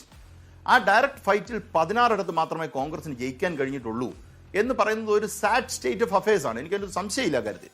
അപ്പം അങ്ങനെ കോൺഗ്രസിൻ്റെ ബാഡ് പെർഫോമൻസ് ഇന്ത്യ മുന്നണിയെ ബാധിക്കാൻ പാടില്ല എന്ന് കോൺഗ്രസ് മനസ്സിലാക്കണം. ആ കോൺഗ്രസ് മനസ്സിലാക്കാനുള്ള ബാധ്യത കോൺഗ്രസിനുണ്ട് എന്നുള്ളതൊരു യാഥാർത്ഥ്യമാണ്. അതവിടെ നിൽക്കട്ടെ. ഇവിടെ വന്ന മറ്റൊരു രസകരമായ ഒരു കാര്യം, ഈ ക്രെഡിബിലിറ്റി എന്ന് പറയുന്ന ഒരു വിഷയത്തെക്കുറിച്ച് ഇവിടെ BJP-യുടെ പ്രതിനിധി സംസാരിച്ചു. ഈ ക്രെഡിബിലിറ്റി ഇല്ലായ്മയെക്കുറിച്ച് ഞാൻ റെഫർ ചെയ്തൊരു വിഷയമാണ് ആണല്ലോ. ആ ക്രെഡിബിലിറ്റി ഇല്ലായ്മ BJP-ക്കാരും നിതീഷ് കുമാറിനില്ല. ക്രെഡിബിലിറ്റി ഇല്ലാത്തൊരാളാണെന്നും BJP തന്നെ പല പ്രാവശ്യവും പറഞ്ഞിട്ടുണ്ട്. ഞാൻ പറഞ്ഞേക്കുന്നതല്ല, BJP-ക്കാർ തന്നെ പറഞ്ഞിട്ടുണ്ട് ക്രെഡിബിലിറ്റി ഇല്ലാത്ത ആളാണെന്ന്. അത് ഞാനൊന്ന് റിപ്പീറ്റ് ചെയ്തേ ഉള്ളൂ. അതിനകത്ത് ആ പ്രശ്നം വരേണ്ട കാര്യമില്ല. പക്ഷേ ഇതിനകത്ത് നമ്മൾ രസകരമായ ഒരു കാര്യം നമ്മൾ നോക്കണം. കഴിഞ്ഞ കുറച്ച് നാളുകളായി ഇത് എനിക്ക് എന്നെ ഒന്ന് പൂർത്തീകരിക്കാൻ അനുവദിക്കുന്നു ഞാൻ കരുതുന്നു. കുറെ നാളുകളായി നമ്മൾ നാട്ടിൽ സംസാരിക്കുന്ന ഒരു പൊളിറ്റിക്കൽ പോയിന്റ് മോഡി ഫാക്ടർ. ഇപ്പോഴും സംസാരിക്കുന്ന മോഡി ഫാക്ടർ തന്നെയാണ് BJP-യെ സംബന്ധിച്ചിടത്തോളം. അതിന് ഞാൻ കൺസീഡ് ചെയ്തുകൊണ്ട് തന്നെയാണ് സംസാരിക്കുന്നത്. പക്ഷേ മോഡിക്ക് മാത്രമായി ഇന്ത്യ മുന്നണിയെ തോൽപ്പിക്കാൻ പറ്റില്ല എന്ന് മോഡിക്കും BJP-ക്കും മനസ്സിലായിട്ടുണ്ട്. അതുകൊണ്ടാണ് നിതീഷ് കുമാറിനെ ഇപ്പുറത്തുനിന്ന് അപ്പുറത്തോട്ട് പറിക്കേണ്ടത് വരുന്നത്. ഞാൻ പറഞ്ഞ വളരെ ജാഗ്രതയോടുകൂടി കേൾക്കേണ്ട ഒരു വിഷയമാണ്. നോക്കൂ, മോഡി ഫാക്ടറിൽ എല്ലാം സ്വീപ്പ് ചെയ്യാമെങ്കിൽ നിതീഷ് കുമാർ അപ്പുറത്ത് വെച്ചാൽ ഡേർട്ടി പൊളിറ്റിക്സ് കളിക്കുന്ന സെൽഫ് ഇൻട്രസ്റ്റിന് വേണ്ടി മാത്രം നിൽക്കുന്ന ഒരു പൊളിറ്റീഷ്യൻ എന്ന് BJP-ക്കാർ തന്നെ പറഞ്ഞിട്ടുള്ള ഒരാളാണ് നിതീഷ് കുമാർ. ആ ആള് അപ്പുറത്ത് നിൽക്കുന്നതല്ലേ, അല്ലെങ്കിൽ ഇന്ത്യ മുന്നണിയുടെ കൂട്ടത്തിൽ നിൽക്കുന്നതല്ലേ BJP-ക്ക് നല്ലത്? BJP-ക്ക് സിംഗിൾ ഹാൻഡഡ്ലി ഇവരെ ഫൈറ്റ് ചെയ്ത് തോപ്പിക്കാമല്ലോ. അപ്പൊ സംഭവിക്കുന്നത് ഞാൻ പറഞ്ഞതുപോലെ ഇന്ത്യ മുന്നണി എന്ന് പറയുന്ന ഒരു ശക്തി അത് കൊണ്ടുവരുന്ന ഒരു സിന്തസിസ് ഉണ്ട്. തീസിസും ആന്റി തീസിസും ചേർന്ന് സിന്തസിസ് നമ്മൾ പറയത്തില്ലേ, ആ സിന്തസിസ് വലുതാണ്. It is 1+1 is bigger than 2 എന്ന് പറയുന്ന ഒരു അവസ്ഥയുണ്ട്. ആ അവസ്ഥയെ യഥാർത്ഥത്തിൽ BJP പേടിക്കുന്നുണ്ട്. BJP പേടിക്കുന്നുണ്ട് എന്ന് പറയുന്നത് BJP-യുടെ പ്രതിനിധി ഇവിടെ അഡ്മിറ്റ് ചെയ്യണമെന്നൊന്നുമില്ല. ഞാൻ എൻ്റെ വാദമാണ് ഞാൻ മുന്നോട്ട് വെക്കുന്നത്. കാരണം അല്ല എങ്കിൽ ഇന്നലെ വരെ BJP എന്ന് പറഞ്ഞുകൊണ്ടിരുന്ന ഒരു പാർട്ടിക്ക് NDA കുറിച്ച് ചിന്തിക്കേണ്ട വരുന്നു. ഇപ്പൊ പറഞ്ഞല്ലേ ദേശീയ ജനാധിപത്യ സഖ്യത്തിലേക്ക് അദ്ദേഹം ചെല്ലുന്നു. അപ്പൊ ദേശീയ ജനാധിപത്യ സഖ്യമായി ഫൈറ്റ് ചെയ്യേണ്ട ഒരു സാഹചര്യം BJP നേരിടുന്നുണ്ട്. പഴയതുപോലെ അല്ല കാര്യങ്ങൾ. ഞാൻ ഉറപ്പിച്ചു പറയുന്നു, പഴയതുപോലെ അല്ല കാര്യങ്ങൾ. ഇപ്പം രാമക്ഷേത്രവുമായി ബന്ധപ്പെട്ട് രാമക്ഷേത്ര ഉദ്ഘാടനത്തിന് ശേഷം BJP-ക്ക് ഒരു വലിയ സ്വീപ്പിംഗ് മെജോറിറ്റി ഇന്ത്യയിൽ കിട്ടുമെന്നുള്ള വാദമൊക്കെ BJP-ക്കാർ പറയുന്നുണ്ട്. പക്ഷെ അതിനൊക്കെ മേളിൽ രാജ്യത്ത് നേരിടുന്ന ബുദ്ധിമുട്ടുകൾ, എക്കണോമിക് പ്രോബ്ലംസ്, അല്ലെങ്കിൽ സോഷ്യൽ പ്രോബ്ലംസ്, പൊളിറ്റിക്കൽ പ്രോബ്ലംസ്, ഇതൊക്കെ ആൾക്കാർ ഡിസ്കസ് ചെയ്ത് തുടങ്ങിയിട്ടുണ്ട്. അതുകൊണ്ട് തന്നെ ഇവർക്കൊരു വീക്ക്നെസ് ഉണ്ട്. ആ വീക്ക്നെസ് ഓവർകം ചെയ്യാനുള്ള ഈ പറയുന്ന മോഡി ആദ്യം 2014 ഞാൻ ഒറ്റ മിനിറ്റ് കംപ്ലീറ്റ് ചെയ്യാം. 2014 അദ്ദേഹം മത്സരിച്ചത് BJP ആയിട്ടല്ല. 2014 ഓർക്കുന്നുണ്ടെന്ന് മനസ്സിലാവും. 2014 അദ്ദേഹം NDA എന്നുള്ള രീതിയിലാണ് അദ്ദേഹം മത്സരിച്ചത്. കാര്യം NDA-യുടെ കാൻഡിഡേറ്റ് എന്നുള്ള രീതിയിലാണ് യഥാർത്ഥത്തിൽ നരേന്ദ്രമോദിയിൽ ഫ്രണ്ട് ഫുട്ടിൽ കളിച്ചിരുന്നത്. പക്ഷെ 2019 ആ രീതിയിലല്ല. അദ്ദേഹം ഇച്ചിരൂടെ ഒരു വലിയ ഫോഴ്സായി അദ്ദേഹം മാറി. ഇപ്പൊ തിരിച്ച് NDA-യിലേക്ക് വീണ്ടും വരുന്ന ഒരു സാഹചര്യമുണ്ട്. ഇന്ത്യ മുന്നണി എന്ന് പറയുന്നത് ഇപ്പം വർഗീസ് ജോർജ് പറഞ്ഞതുപോലെ ബീഹാറിലെ അല്ലെങ്കിൽ ഈ പറയുന്ന സംസ്ഥാനങ്ങളിൽ ഒന്നിച്ച് നിന്നാൽ തോക്കുമെന്ന് മോഡിക്കും അറിയാം, എല്ലാവർക്കും അറിയാം. അത് നിങ്ങൾ എന്ത് വികാരം അഴിച്ചു വിട്ടാലും, കഴിഞ്ഞ പ്രാവശ്യത്തെ കാര്യം എടുത്താലും, നിങ്ങൾക്ക് തോക്കാനുള്ള പോസിബിലിറ്റി അവിടെ കിടപ്പുണ്ടെങ്കിൽ, മറ്റുള്ള മുന്നണികൾ ഒന്നിച്ചാൽ തോക്കാനുള്ള പോസിബിലിറ്റി ഉണ്ട് എങ്കിൽ അത് തോക്കാനുള്ള പോസിബിലിറ്റിയാണ്. അതിനെ നിങ്ങൾ ഓവർകം ചെയ്യാൻ ശ്രമിക്കുക എന്ന് പറഞ്ഞാൽ അപ്പുറത്തുനിന്ന് പാർട്ടിയെ അടത്തിക്കൊണ്ടുവരിക. വെക്കാവുന്നതാണ്. പക്ഷേ താങ്കൾ ഈ പറയുന്നത് പോലെ മോദി ഫാക്ടർ എന്ന് ഇപ്പുറത്ത് പറയുമ്പോൾ അപ്പുറത്തൊരു ഫാക്ടർ അങ്ങനെ പറയാനില്ല എന്നുള്ളൊരു സാഹചര്യം കൂടി, ദയനീയാവസ്ഥ കൂടി ഇന്ത്യ മുന്നണിക്കുണ്ട്. ഡോക്ടർ വർഗീസ് ജോർജ് ഇപ്പോൾ അതിനൊരു കൂട്ടിച്ചേർപ്പ് വെച്ചോട്ടെ. ഒറ്റ വരി പറയാം മേഡം. ഒറ്റ വരിയിൽ പറയൂ. ഇന്ദിരാഗാന്ധിയെ അടിയന്തരാവസ്ഥയ്ക്ക് ശേഷം തോപ്പിച്ചപ്പം ഇപ്പുറത്ത് നിന്ന ഒരു നേതാവാരാ? ഒറ്റ നേതാവിനെ ഫോക്കസ് ചെയ്ത് ആരാ തോപ്പിച്ച്? മുന്നണി ഒന്നിച്ചു നിന്ന്, ആൾക്കാർ ഒന്നിച്ചു നിന്ന്, ജനം ഒന്നിച്ചു നിന്നാ തോപ്പിച്ച്. ഇപ്പുറത്ത് അപ്പോഴും വലിയ ആൾക്കാരും ഇല്ല. ടോൾ ഫിഗേഴ്സ് ഉണ്ടെന്ന് വെച്ചാൽ അത് ഒരു ഷാറ്റേഡ് അവസ്ഥയിലായിരുന്നു. ഒരാള് എന്ന് പറയുന്ന ആൾ അന്നുമില്ല. ഇതൊരു സത്യമാണ്. ഒരാൾ വേണമെന്നുമില്ല. ഞാൻ നിർത്തി. ശരി, പ്രധാനപ്പെട്ട ഘടകമാണ്. ഡോക്ടർ വർഗീസ് ജോർജ്, ഇപ്പോൾ വെടക്കാക്കി തനിക്കാക്കുക എന്നുള്ള ചൊല്ല് ഇവിടെ ശരിക്കും ഉപയോഗിക്കാവുന്ന ഒരു കാര്യമാണെന്ന് തോന്നുന്നു. ഇപ്പോൾ ഈ ഇന്ത്യ മുന്നണി എങ്ങനെ നിലനിൽക്കും എന്നുള്ള താങ്കൾ പറഞ്ഞ 28 കക്ഷികൾ ശക്തമായി നിൽക്കുന്നു, JDU പോയാലും കുഴപ്പമില്ല എന്ന് പറയുമ്പോൾ കോൺഗ്രസ്, പ്രധാന കക്ഷിയായ കോൺഗ്രസ് അവിടെ ബീഹാറിൽ എന്ത് നിലപാടെടുക്കുന്നു, അല്ലെങ്കിൽ കോൺഗ്രസിനകത്ത് എന്ത് സംഭവിക്കുന്നതെന്നും പ്രധാനപ്പെട്ട വിഷയമാണല്ലോ. അവിടെ ഇപ്പോൾ ഇതാ 10 MLA-മാർ BJP-യിൽ ചേർന്നേക്കുമെന്നുള്ള വാർത്തകൾ വരികയാണ്. അപ്പോൾ അതിന്റെ അടിസ്ഥാനത്തിൽ നാളെ ഇപ്പോൾ അടിയന്തരമായി ബീഹാറിലെ കോൺഗ്രസ് നിയമസഭാ കക്ഷി യോഗം നാളെ ഉച്ചയ്ക്ക് വിളിച്ചിരിക്കുകയാണ്. അപ്പോൾ അകത്ത് ഉള്ളവരെ ഒരുമിച്ച് നിർത്താൻ പോലും പറ്റാത്ത രീതിയിൽ ഈ മുന്നണി അവിശ്വാസമാണ് ഏറ്റവും പ്രധാനപ്പെട്ട ഘടകം. അങ്ങോട്ടും ഇങ്ങോട്ടും വിശ്വാസം ഏത് സമയം ചാടാവുന്നവരാണ്. പ്രത്യേകിച്ച് അത് ആ ഒരു രീതി കോൺഗ്രസിനകത്ത് അതിശക്തമായി ഉണ്ട്.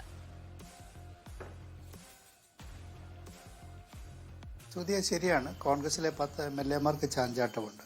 പക്ഷേ ഇതേ യാർഡ്സ്റ്റിക്ക് NDA-ക്കും അപ്ലൈ ചെയ്യാവുന്നതാണ്. കഴിഞ്ഞ തവണ NDA അധികാരത്തിൽ കൊണ്ടുവന്ന ഘടകകക്ഷികൾ ഇപ്പോൾ എത്ര പേർ അവരുടെ കൂടെ ഉണ്ട്?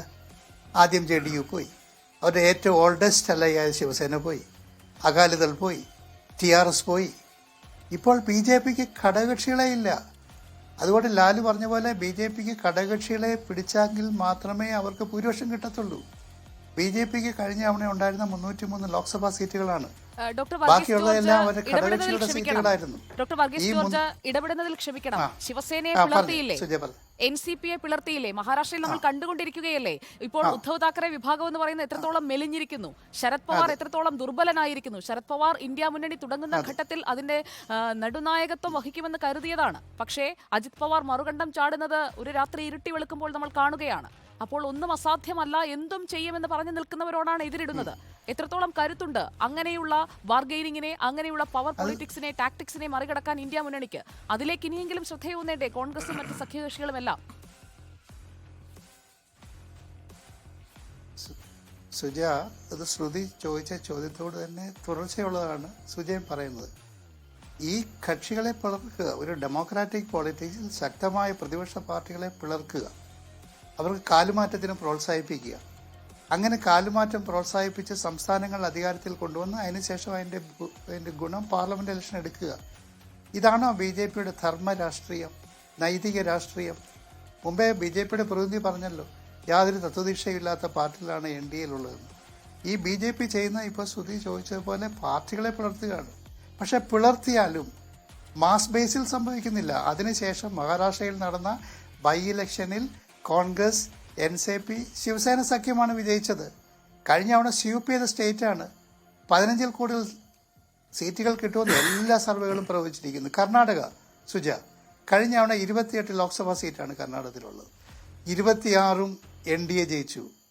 ഇത്തവണയോ കോൺഗ്രസ് അധികാരത്തിൽ വന്നതോടുകൂടി 15-16 സീറ്റുകൾ കോൺഗ്രസിന് ഉറപ്പാണെന്ന് ഇന്നത്തെ സർവേയും കാണിച്ചിരിക്കുന്നു. 15-15 30. ബീഹാറിൽ 15 ഉറപ്പാണല്ലോ, പകുതി RJDക്ക്. 30-30 15-30 15-45. BJP-ക്കുള്ള 303. 45 പോയാൽ ഭൂരിപക്ഷം പോയില്ലേ, 270 താണില്ലേ.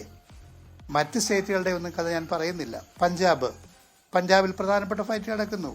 ഡൽഹി, ജാർഖണ്ഡ്, ഈ പ്രദേശങ്ങളിലെ റീജിയണൽ പാർട്ടീസിന് നമുക്ക് എഴുതിത്തള്ളാൻ സാധിക്കത്തില്ല. കേരളത്തിൽ പോകുന്ന 20 അവിടെ ഇന്ത്യ ബ്ലോക്കിൽ തന്നെയാണ്.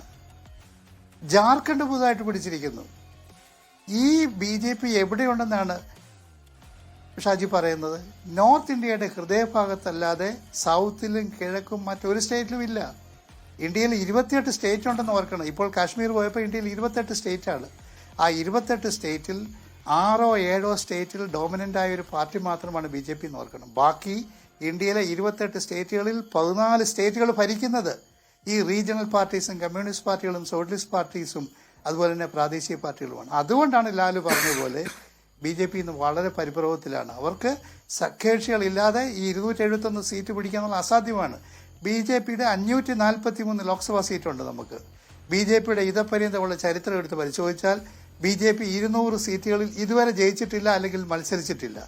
ബാക്കി 343 സീറ്റിൽ നിന്ന് BJP 271 സീറ്റ് കൊണ്ടുവരാൻ പോവുകയാണോ? അതുകൊണ്ട് അസാധ്യമാണ്. ഇന്ത്യൻ പോളിറ്റിക്സിൽ ഡൈനാമിക്കാണ്, മാറിക്കൊണ്ടിരിക്കും. ഇന്ദിരാഗാന്ധിക്ക് 430 ലോക്സഭാ സീറ്റ് ഉള്ളപ്പോഴാണ് അവർ അടുത്ത ഇലക്ഷൻ പരാജയപ്പെട്ടത്. വാജ്പേയി ഇന്ത്യ ഷൈനിങ് പറഞ്ഞു, വൻ ഭൂരിപക്ഷത്തിന് വരുമെന്ന് കരുതി, പക്ഷേ അടുത്ത ഇലക്ഷൻ പരാജയപ്പെട്ടു. അതുകൊണ്ട് BJP സ്നേഹിതന്മാർ വിനയാന്യതരായി ഇന്ത്യൻ രാഷ്ട്രീയത്തെ അവർ അക്സെപ്റ്റ് ചെയ്യുക. ഘടകകക്ഷികളെല്ലാം അവരെ വിട്ടുപോയി അവരുടെ അധാർമികമായ മാർഗങ്ങൾ അവർ ഉപേക്ഷിക്കുക. അവർ ഗോവയിലെ ഏറ്റവും വലിയ പാർട്ടി മഹാരാഷ്ട്ര ഗോമന്തക് പാർട്ടിയായിരുന്നു. അവരുമായിട്ട് സഖ്യം ചേർന്നു. ഇവ മഹാരാഷ്ട്ര ഗോമന്തക് പാർട്ടി എന്നൊരു പാർട്ടി അവിടെ ഇല്ല. അത് BJP-യുടെ ഡോമിനന്റ് പാർട്ടിയായി അവരതിനെ ഗ്രസിച്ചു കളഞ്ഞു. എല്ലാ റീജിയണൽ പാർട്ടീസും മറുപടി ഉണ്ടാകും. ആസാം ഗണപത് പറഞ്ഞു. തീർച്ചയായിട്ടും. അല്ല, ഇവിടെ വർഗീസ് ജോർജ് സാറും അഡ്വക്കേറ്റ് ലാൽകുമാറും ഞങ്ങൾ എണ്ണം പറഞ്ഞ് വേണേൽ 540 സീറ്റ് ഞങ്ങൾ പിടിക്കുമെന്നൊക്കെ പറയും. അത് ഇനിയുള്ള 10-70 ദിവസം ഇതൊക്കെ പറയാനേ പറ്റുള്ളൂ. ഇതൊരു അമിതാവേശത്തിൽ നിന്ന് പറയുന്ന ഒന്നുമല്ല. ഇന്ത്യൻ രാഷ്ട്രീയത്തിന്റെ യാഥാർത്ഥ്യം എന്താ ശരിക്കും? ഇവിടെ വർഗീസ് സാറ് പറയുന്നത് BJP എവിടെ ഉണ്ടെന്ന് ഭരിക്കുന്നത് ഈ രാജ്യത്ത്. സാറ് ഹൃദയഭൂമികൾ മുഴുവൻ സംസ്ഥാനവും ഭരിക്കുന്നത് സാർ BJP അല്ലേ? ദേശീയ ജനാധിപത്യ സഖ്യത്തിന്റെ മുന്നണിയല്ലേ?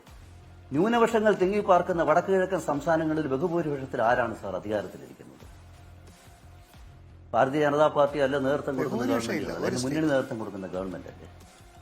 ഇന്ന് ഈ വരാൻ പോകുന്ന ഒരു സംഘം, ഞാനൊന്ന് പൂർത്തിയാക്കട്ടെ. ഈ തെരഞ്ഞെടുപ്പിനെ സംബന്ധിച്ചിടത്തോളം വരാൻ പോകുന്ന 2024 തെരഞ്ഞെടുപ്പിനെ സംബന്ധിച്ചിടത്തോളം നിങ്ങളിപ്പോൾ ഉന്നയിച്ച ചില വാദമുഖങ്ങൾക്ക് മറുപടി പറയാനാണ് ഞാൻ ആഗ്രഹിക്കുന്നത്. വർഗീസ് ജോർജ് സാർ ഇപ്പോഴും പറയുന്നു റിപ്പബ്ലിക് ഡേ ചൂണ്ടിക്കാണിച്ചുകൊണ്ട് ഈ രാജ്യത്ത് എന്തോ വലിയ അപകടം വരാൻ പോകുന്നു. ഇതേ വാദമുഖങ്ങൾ നിങ്ങൾ കഴിഞ്ഞ 3 സംസ്ഥാനത്ത് രാജസ്ഥാനിലും മധ്യപ്രദേശിലും ഛത്തീസ്ഗഡിലും നടന്ന തെരഞ്ഞെടുപ്പിൽ ഇതേ വാദമുഖങ്ങൾ നിങ്ങൾ മുമ്പോട്ട് വെച്ചതാണ്. നിങ്ങൾ മണിപ്പൂർ വിഷയം വളരെ സജീവമായിട്ട് കേരളത്തിൽ എത്ര മോശമായിട്ടാണ് BJPക്കെതിരെ ചിത്രീകരിച്ചത് ഇല്ലേ? ആ മണിപ്പൂരിന് തൊട്ടടുത്ത് നടന്ന മിസോറാമില് അവിടുത്തെ തെരഞ്ഞെടുപ്പിൽ സാർ എന്താ സംഭവിച്ചത്? അവിടെ BJPയുടെ സീറ്റ് ഇരട്ടിയായി സാർ. ന്യൂനപക്ഷങ്ങൾ തിങ്ങിപ്പാർക്കുന്ന സംസ്ഥാനമാണ്. നിങ്ങളുടെ മുന്നണിക്ക് നേതൃത്വം കൊടുക്കുന്ന കോൺഗ്രസിന് സീറ്റുകൾ അവിടെ നഷ്ടപ്പെടുകയാണ് ചെയ്തത്. നിങ്ങൾക്ക് കേരളത്തിലൊരു നറേറ്റീവ് നിങ്ങളെ പോലുള്ളവർക്ക് 2 പേർക്ക് ചാനലിൽ വന്നിരുന്ന് ഇതേപോലെ സൃഷ്ടിക്കാനായിട്ട് സാധിക്കും. പക്ഷെ ഇത് സാധാരണ ജനങ്ങളിൽ എത്തിക്കാനായിട്ട് നിങ്ങൾക്ക് സാധ്യമല്ല. കാരണം യാഥാർത്ഥ്യം മറ്റൊന്നാണ് എന്നുള്ളത് കൊണ്ട് തന്നെയാണ്.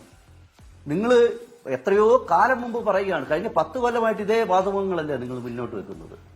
ഇത് നിങ്ങൾക്ക് ബോധ്യപ്പെടുത്താൻ നിങ്ങളുടെ അണികളെ പോലും സാധിക്കാത്ത സാഹചര്യമായി എന്നുള്ളത്. ഇന്ന് സോഷ്യലിസ്റ്റ് പാർട്ടികളിൽ രാജ്യത്ത് ബഹുഭൂരിപക്ഷം ഏത് മുന്നണിയിലാണ് വർഗീസ് സാറ്? വർഗീസ് സാറിന്റെ അറിയെപ്പറ്റി അറിയാലോ, സാറ് സോഷ്യലിസ്റ്റുകാരനാണല്ലോ. ഏത് മുന്നണിയിലാണ് ഇന്ന് രാജ്യത്തെ ബഹുഭൂരിപക്ഷം സോഷ്യലിസ്റ്റ് പാർട്ടിയുള്ളത്? അത് ഈ ദേശീയ ജനാധിപത്യ സഖ്യത്തിന്റെ ഭാഗമായിട്ടല്ലേ? ഇന്ന് ബഹുഭൂരിപക്ഷം ന്യൂനപക്ഷ സംസ്ഥാനങ്ങളിൽ ഭരിക്കുന്നത് ആരാണ് സാർ? അത് BJP നേതൃത്വം കൊടുക്കുന്ന ദേശീയ ജനാധിപത്യ ഗവൺമെന്റ് തന്നെ. സാർ, ഈ രാജ്യത്തെ 140 കോടി ജനങ്ങളെ പ്രതിനിധീകരിക്കാൻ സാധിക്കുന്ന കൃത്യമായ വിഷൻ മുന്നോട്ട് വെച്ചിട്ടാണ് നരേന്ദ്രമോദി ഗവൺമെന്റിനെ സമീപിക്കുന്നത്, ഈ തെരഞ്ഞെടുപ്പിനെ സമീപിക്കുന്നത്. നിങ്ങൾക്ക് അതിനെതിരെ ഒരു നിലപാടില്ല സാർ. നിങ്ങൾക്ക് നിലപാടെടുക്കാൻ നിങ്ങൾക്ക് നേതൃത്വമില്ല. നിങ്ങളുടെ നേതൃത്വത്തെ നിങ്ങൾ തന്നെ സംശയിക്കുന്നു. ഒരു പിടി ഞണ്ടിനെ ഒരു പാത്രത്തിലിട്ടാ പറയാറുണ്ട്, ഒരു ഞണ്ട് പോലും അതിൽ നിന്ന് രക്ഷപ്പെടാൻ പറ്റില്ല എന്നുള്ളത്. ഇവിടെ നിതീഷ് കുമാർ ഇന്ന് മുന്നണി വിട്ട് പുറത്തോട്ട് പോകുമ്പോൾ നിങ്ങൾ BJPയെയും ദേശീയ ജനാധിപത്യ സഖ്യത്തെയും നരേന്ദ്രമോദിയെയും പുലഭ്യം പറഞ്ഞുകൊണ്ട് നിങ്ങൾക്ക് നിങ്ങളുടെ പിടിപ്പുകേടിനെയും നിങ്ങളുടെ മുന്നണി സംവിധാനവും ഈ കേരളത്തിലും ഈ രാജ്യത്തും ഇല്ലാതായതിനെ നിങ്ങൾക്ക് ന്യായീകരിക്കാൻ വേണ്ടിയിട്ട് സാധിക്കും. ഈ തരത്തിലുള്ള അനാവശ്യമായിട്ടുള്ള പരിചാരങ്ങൾ നമ്മുടെ മുന്നിലെ യാഥാർത്ഥ്യമാണ്.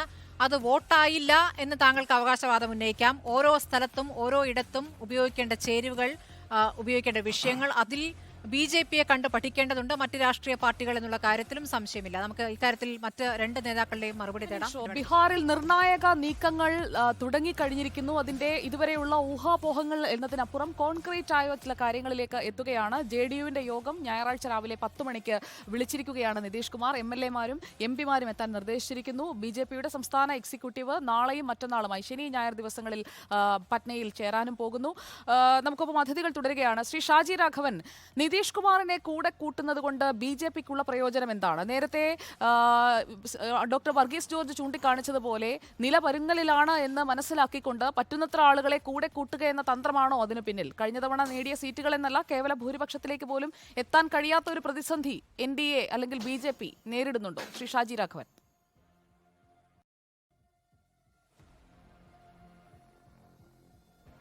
ഇല്ല, ഒരു തരത്തിലുള്ള പ്രതിസന്ധി ദേശീയ ജനാധിപത്യ സഖ്യത്തിനില്ല. ഒരു തരത്തിലുള്ള പ്രതിസന്ധിയില്ല. നിതീഷ് കുമാറോ നിതീഷ് കുമാറിന്റെ പാർട്ടിയോ ദേശീയ ജനാധിപത്യ സഖ്യത്തിലേക്ക് വരും എന്നുള്ള ഒരു വിശ്വാസത്തിന്റെ പുറത്തിലൊന്നും അല്ലല്ലോ. എത്രയോ കാലമായി BJP തെരഞ്ഞെടുപ്പിനെ സംബന്ധിച്ചുള്ള കൃത്യമായ വിഷൻ ജനങ്ങളുടെ മുമ്പിൽ വെച്ചിട്ടുണ്ട്. ഇനി ഞങ്ങളുടെ ഒരു പ്രകടന പത്രിക മാത്രമേ മുമ്പോട്ട് വെക്കാനായിട്ടുള്ളൂ. ഇവിടെ സംഭവിച്ചത് ശരിക്കും എന്താ, ബീഹാറിലെ ജനഹിതമല്ലേ ഇപ്പൊ നടപ്പിലായത്. ഇവിടെ വർഗീസ് ജോർജ് സാർ ആവേശത്തോടെ പറയുന്നത് കേട്ടു, BJP പാർട്ടികളെ പുലർത്തി, അവർക്ക് രാഷ്ട്രീയ മര്യാദയില്ല. സാർ, ഈ ബീഹാറിലെ ജനഹിതം എന്തായിരുന്നു സാർ 2020 തെരഞ്ഞെടുപ്പിൽ? ആ 2020 തെരഞ്ഞെടുപ്പിൽ ഈ പറയുന്ന നിതീഷ് കുമാറും BJPയും ഒരുമിച്ചൊരു മുന്നണിയായിട്ട് നിന്ന് മത്സരിച്ചതല്ലേ? ആ നിതീഷ് കുമാറിനെയല്ലേ നിങ്ങൾ അടത്തിക്കൊണ്ടുപോയത്? മഹാരാഷ്ട്രയിൽ ആർക്കായിരുന്നു സാർ ജനവിധി ആദ്യം? അവിടെ ശിവസേനയും BJP അല്ലേ മുന്നണിയിൽ തെരഞ്ഞെടുപ്പിന് മുമ്പിൽ വന്നത്? അവിടെ നിന്ന് ശിവസേനയെ അടത്തിക്കൊണ്ടുപോയത് നിങ്ങളല്ലേ? ആ നിങ്ങളാണ് ദേശീയ ജനാധിപത്യ സഖ്യത്തെ ഈ കാര്യങ്ങൾ പഠിപ്പിക്കാനായിട്ട് വരുന്നത്. അപ്പോൾ കാലത്തിനനുസരിച്ച് ഏത് വൃത്തികെട്ട രാഷ്ട്രീയവും കളിക്കാൻ ഒരു മടിയുമില്ലാത്തതാണ് കോൺഗ്രസ് നേതൃത്വം കൊടുക്കുന്ന മുന്നണി എന്നുള്ളത് വളരെ കൃത്യമാണ്. ഇവിടെ BJP നേതൃത്വം കൊടുക്കുന്ന ഞങ്ങളുടെ മുന്നണിയെ സംബന്ധിച്ചിടത്തോളം രാജ്യത്ത് വരാൻ പോകുന്ന തെരഞ്ഞെടുപ്പിൽ നാളെ ബീഹാറിൽ എനിക്കറിയില്ല, ഇപ്പൊ നിങ്ങൾ പറഞ്ഞുള്ള അറിവ് വെച്ചാണെങ്കിൽ നാളെ മറ്റന്നാൾ അവിടെ നിതീഷ് കുമാർ വീണ്ടും മുഖ്യമന്ത്രിയായി സത്യപ്രതിജ്ഞ ചെയ്യാൻ പോകുന്നു ഇപ്പൊ നിങ്ങൾ പറയുന്നു. അങ്ങനെ നടന്നാൽ ബീഹാറിലെ ജനങ്ങളുടെ ഹിതമാണ്, അവരുടെ അഭിപ്രായമാണ്, അവരുടെ ആഗ്രഹമാണ്. കാരണം അതിനനുസരിച്ചാണ് 2010 അവിടെ മാൻഡേറ്റ് അവർക്ക് കൊടുത്തിട്ടുള്ളത്. ഇവിടെ ചർച്ച എന്താ ചെയ്തത്? ജോർജ് വർഗീസ് സാറ് പാർട്ടി മുന്നണികൾ എടുക്കേണ്ട ചില മര്യാദകളെ പറ്റി പറഞ്ഞു, പാർട്ടി വളർത്തുന്നതിനെ പറ്റി പറഞ്ഞു. അതിനുള്ള മറുപടിയായിട്ടാണ് ഞാൻ പറഞ്ഞത്. അതിനുള്ള മറുപടി എന്നുള്ള നിലക്കാണ് മഹാരാഷ്ട്രയിലായാലും ബീഹാറിലായാലും ജനഹിതം, ജനാധിപത്യത്തിൽ ആർക്കാണ് മാഡം ഇമ്പോർട്ടൻസ് ഉള്ളത്? ആരുടെ ഹിതമാണ് നടപ്പിലാക്കേണ്ടത്? ഈ പാർട്ടി നേതൃത്വത്തിന്റെയാണോ? അല്ലല്ലോ, ജനങ്ങളുടെ ഹിതമല്ലേ. ഈ ജനങ്ങളുടെ ഹിതം മഹാരാഷ്ട്രയിൽ സംവിധാനം ഇപ്പോൾ നടപ്പാക്കിയത് ജനങ്ങളുടെ ഹിതമാണോ അതോ അമിത്ഷായുടെ ഹിതമാണോ? അത് നിങ്ങൾ പറയൂ. 2020 തെരഞ്ഞെടുപ്പിൽ അവിടുത്തെ ജനങ്ങൾ ആർക്കാണ് മാൻഡേറ്റ് കൊടുത്തത്? ഞാൻ പറയുന്നില്ല, താങ്കൾ പറയൂ, ആർക്കാണ് മാൻഡേറ്റ് കൊടുത്തത്? അതല്ലേ നാളെ നിങ്ങൾ പറയുന്നതനുസരിച്ച് നാളെ സത്യപ്രതിജ്ഞ ഉണ്ടെങ്കിൽ നടപ്പിലാകാൻ പോകുന്നത് ആ ഹിതം തന്നെയല്ലേ? അപ്പൊ ഇത് ഞാൻ സൂചിപ്പിച്ചല്ലോ, ഒരു മുന്നണി തകർന്ന് തരിപ്പണമാകുമ്പോൾ എന്തെങ്കിലും പറയാൻ വേണ്ടി വരാൻ പോകുന്ന 10-70 ദിവസം തെരഞ്ഞെടുപ്പിന്റെ മുമ്പിൽ ഇവർക്ക് ഇനി മറ്റൊന്നും പറയാനില്ല, യാതൊന്നും പറയാനില്ല. ഇവർ പറഞ്ഞ അല്ലെങ്കിൽ ഉന്നയിച്ചിട്ടുള്ള ആരോപണങ്ങൾ, രാജ്യത്ത് ഉന്നയിച്ചിട്ടുള്ള മുഴുവൻ ആരോപണങ്ങളും ഓരോ ദിവസവും തകർന്നടിയുകയാണ്. ഞങ്ങളെ സംബന്ധിച്ചിടത്തോളം നിലപാടുള്ള പാർട്ടിയാണ്. അത് അയോധ്യ വിഷയത്തിലായാലും ശരി, 370-ാം വകുപ്പിന്റെ കാര്യത്തിലായാലും ശരി, ഏക സിവിൽ കോഡിന്റെ കാര്യത്തിലായാലും ശരി, പൗരത്വ ഭേദഗതി ബില്ലിന്റെ കാര്യത്തിലായാലും ശരി, ഞങ്ങൾ 2 MP-മാരെ കൊണ്ട് ഈ രാജ്യത്തിന്റെ പാർലമെന്റിൽ ഇരിക്കുമ്പോൾ ഞങ്ങൾ എന്താണോ നിലപാടെടുത്തത് അതേ നിലപാടാണ് ഇപ്പോഴും. അത് ഓരോന്ന് പൂർത്തീകരിക്കുമ്പോൾ സ്വാഭിമാനത്തോടെ ജനങ്ങളുടെ മുമ്പിൽ പറഞ്ഞുകൊണ്ട്, ജനങ്ങളെ വിശ്വാസത്തിലെടുത്തുകൊണ്ട് ഒരു വലിയ വിഷൻ വരാൻ പോകുന്ന കാലത്ത് ഈ രാജ്യത്തെ വലിയ തോതിൽ എല്ലാ മേഖലകളിലുമുള്ള സമസ്ത മേഖലയിലുമുള്ള സമഗ്രമായ വളർച്ച, അതിനെ മുമ്പോട്ട് കാട്ടിക്കൊണ്ട് അതിനനുസൃതമായിട്ടുള്ള പദ്ധതികളും പരിപാടികളും ജനങ്ങളുടെ മുമ്പിൽ വെച്ച് അതിശക്തമായി നരേന്ദ്രമോദിയുടെ നേതൃത്വത്തിലുള്ള മുന്നണിയാണ് ഈ തെരഞ്ഞെടുപ്പിനെ നരേന്ദ്രമോദിയെ മുമ്പിൽ നിർത്തിയാണ് ഞങ്ങൾ തെരഞ്ഞെടുപ്പിനെ നേരിടുന്നത്. ഇതിനെ നേരിടാൻ എല്ലാ അർത്ഥത്തിലും പരാജയപ്പെട്ട ഒരു സംവിധാനം ഇന്ത്യ മുന്നണി. ആ പരാജയപ്പെടുമ്പോൾ ഇന്ന് ഇവർ കാട്ടുന്ന ഈ ജൽപ്പനങ്ങളൊക്കെ തന്നെ സാമാന്യ ജനങ്ങൾക്ക് ബോധ്യപ്പെടുന്നതാണ്. ഇത് പറഞ്ഞു പരാജയപ്പെട്ടതാണ്. പല തെരഞ്ഞെടുപ്പുകളിലും പല കാലഘട്ടങ്ങളിലും എത്രയോ കാലമായി ഈ തരത്തിലുള്ള ആരോപണങ്ങൾ BJPയും ദേശീയ ജനാധിപത്യ മുന്നണിയും കേട്ടിട്ടുണ്ട്. അവിടെയൊക്കെ ജനങ്ങൾ കൃത്യമായി ചുട്ട മറുപടി തെരഞ്ഞെടുപ്പിൽ കൊടുത്തിട്ടുണ്ട്.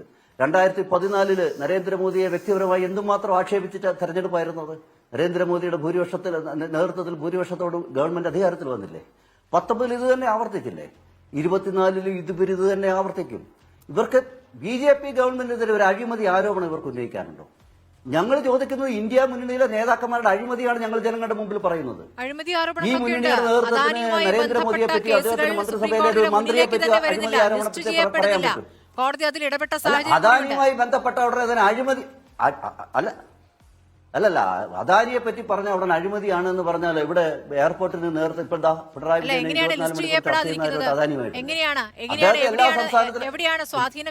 മാഡം ഇതാണ് ഞാൻ സൂചിപ്പിച്ചത്.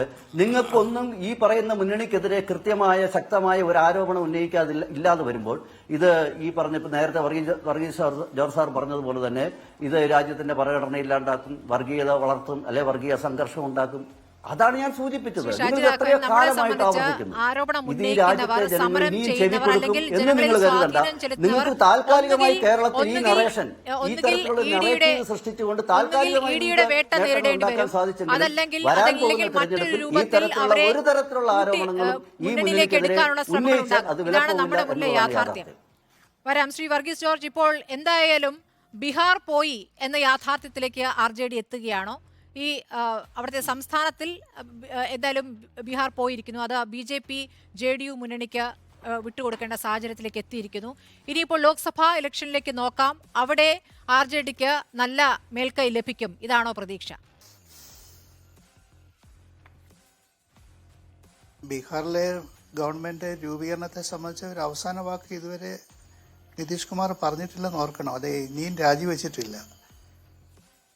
JDUവിനുള്ളിൽ ഇന്ന് രാജ്ഭവനിൽ ശ്രീ ഇന്ന് രാജ്ഭവനിൽ ഹൈറ്റി സെറിമണിയിൽ നിന്ന് തേജസ്വി യാദവ് വിട്ടുനിന്നു എന്നുള്ള കാര്യം താങ്കൾക്കും അറിയാമല്ലോ. അപ്പോൾ എന്തുകൊണ്ട് തേജസ്വി യാദവ് എവിടെ എന്നുള്ള ചോദ്യത്തിന് ആർക്കറിയാം, അവരോട് തന്നെ ചോദിക്കണം എന്ന് നിതീഷ് കുമാർ പറയുകയാണ്. അപ്പോൾ ആ ഭിന്നത പ്രകടമായി തന്നെ പുറത്തേക്ക് വന്ന അവസാനത്തെ സന്ദർഭമാണ്. ഇനിയിപ്പോൾ എന്താണ് പ്രതീക്ഷ? ആ ഭിന്നത പുറത്ത് വന്നു, അത് ഉറപ്പായി. പക്ഷേ JDUവിനുള്ളിൽ ചില ചലനങ്ങളുണ്ട്.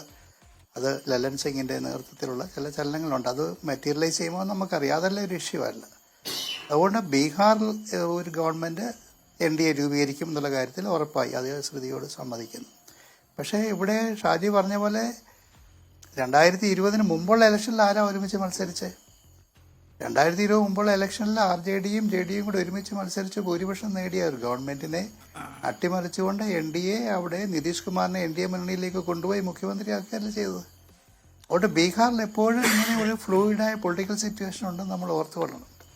ഗോവയിൽ ആരെയൊക്കെയായിരുന്നു ഭൂരിപക്ഷം? ഗോവയിലെ ഗവർണറെ ഉപയോഗിച്ച് BJP ഗവൺമെൻറ് അവിടെ ഗവൺമെൻറ് രൂപീകരിച്ചു. അരുണാചൽ പ്രദേശിൽ BJPക്ക് 2 MLA ഉള്ളായിരുന്നു.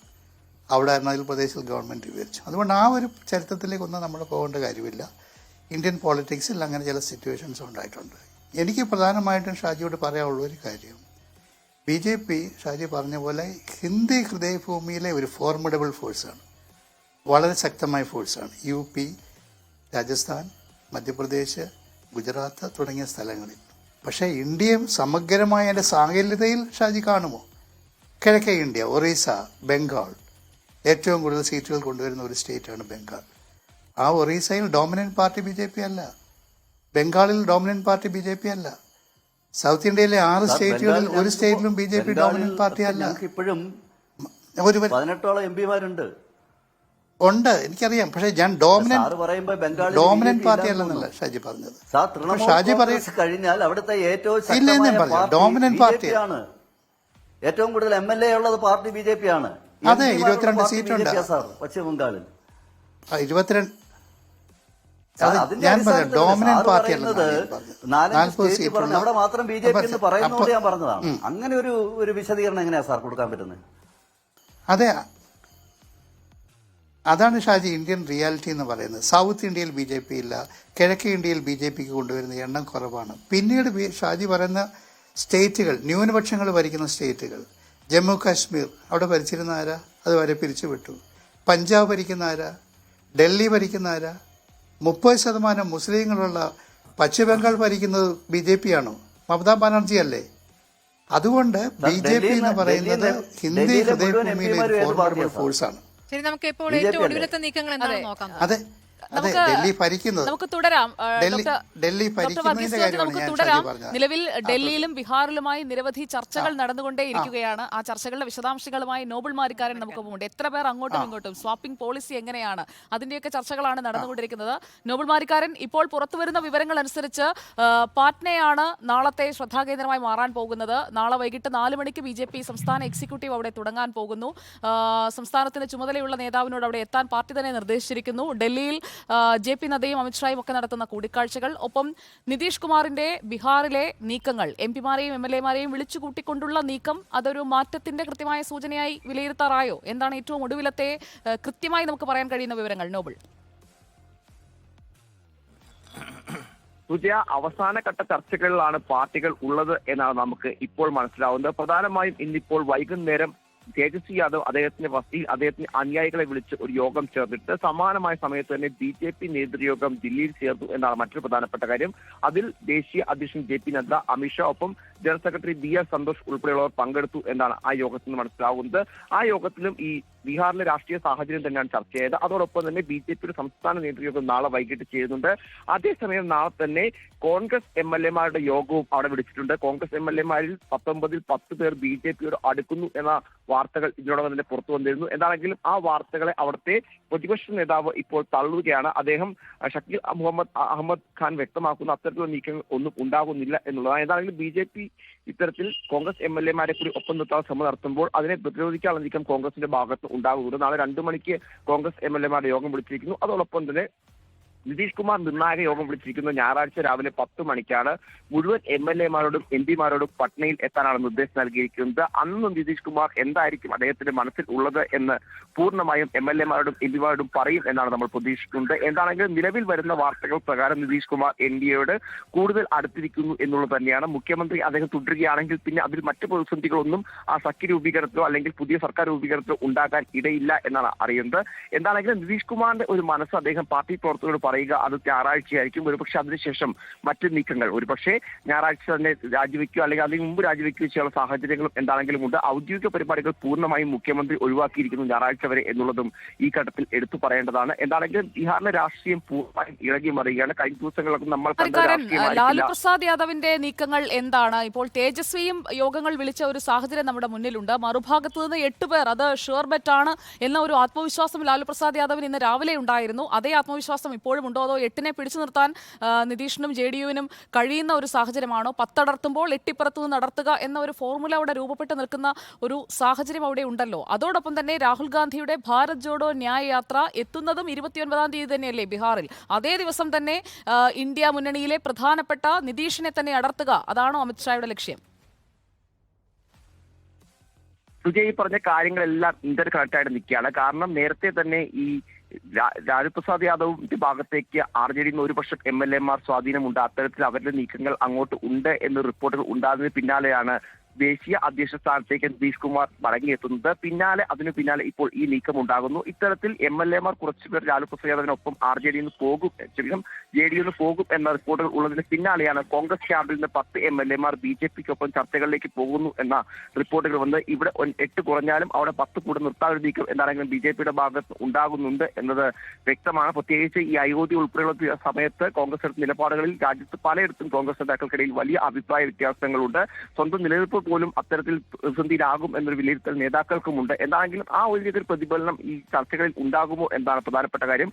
പക്ഷെ ആരാണ് ഈ 10 MLA-മാരെ BJP-യുമായി ബന്ധിപ്പിക്കുന്ന ഘടകം എന്നതിനെ കുറിച്ച് ഇപ്പോഴും ഒരു വ്യക്തത വന്നിട്ടില്ല. പക്ഷേ എന്താണെങ്കിലും അത്തരത്തിൽ നീക്കങ്ങൾ അവിടെ നടക്കുന്നുണ്ട്. അതിനെ പ്രതിരോധിക്കാനാണ് ഇപ്പോൾ കോൺഗ്രസ് നാളെ 2 മണിക്ക് MLA-മാരുടെ യോഗം വിളിച്ചിരിക്കുന്നത്. അതേസമയം രാഹുൽ ഗാന്ധിയുടെ യാത്ര 29 എത്തുമെന്നാണ് നേരത്തെ പറഞ്ഞത്. പക്ഷേ 30-ാം തീയതിയിലേക്ക് മാറാനുള്ള സാധ്യത എന്താണെങ്കിലും ഈ ഘട്ടത്തിൽ കാണുന്നുണ്ട്.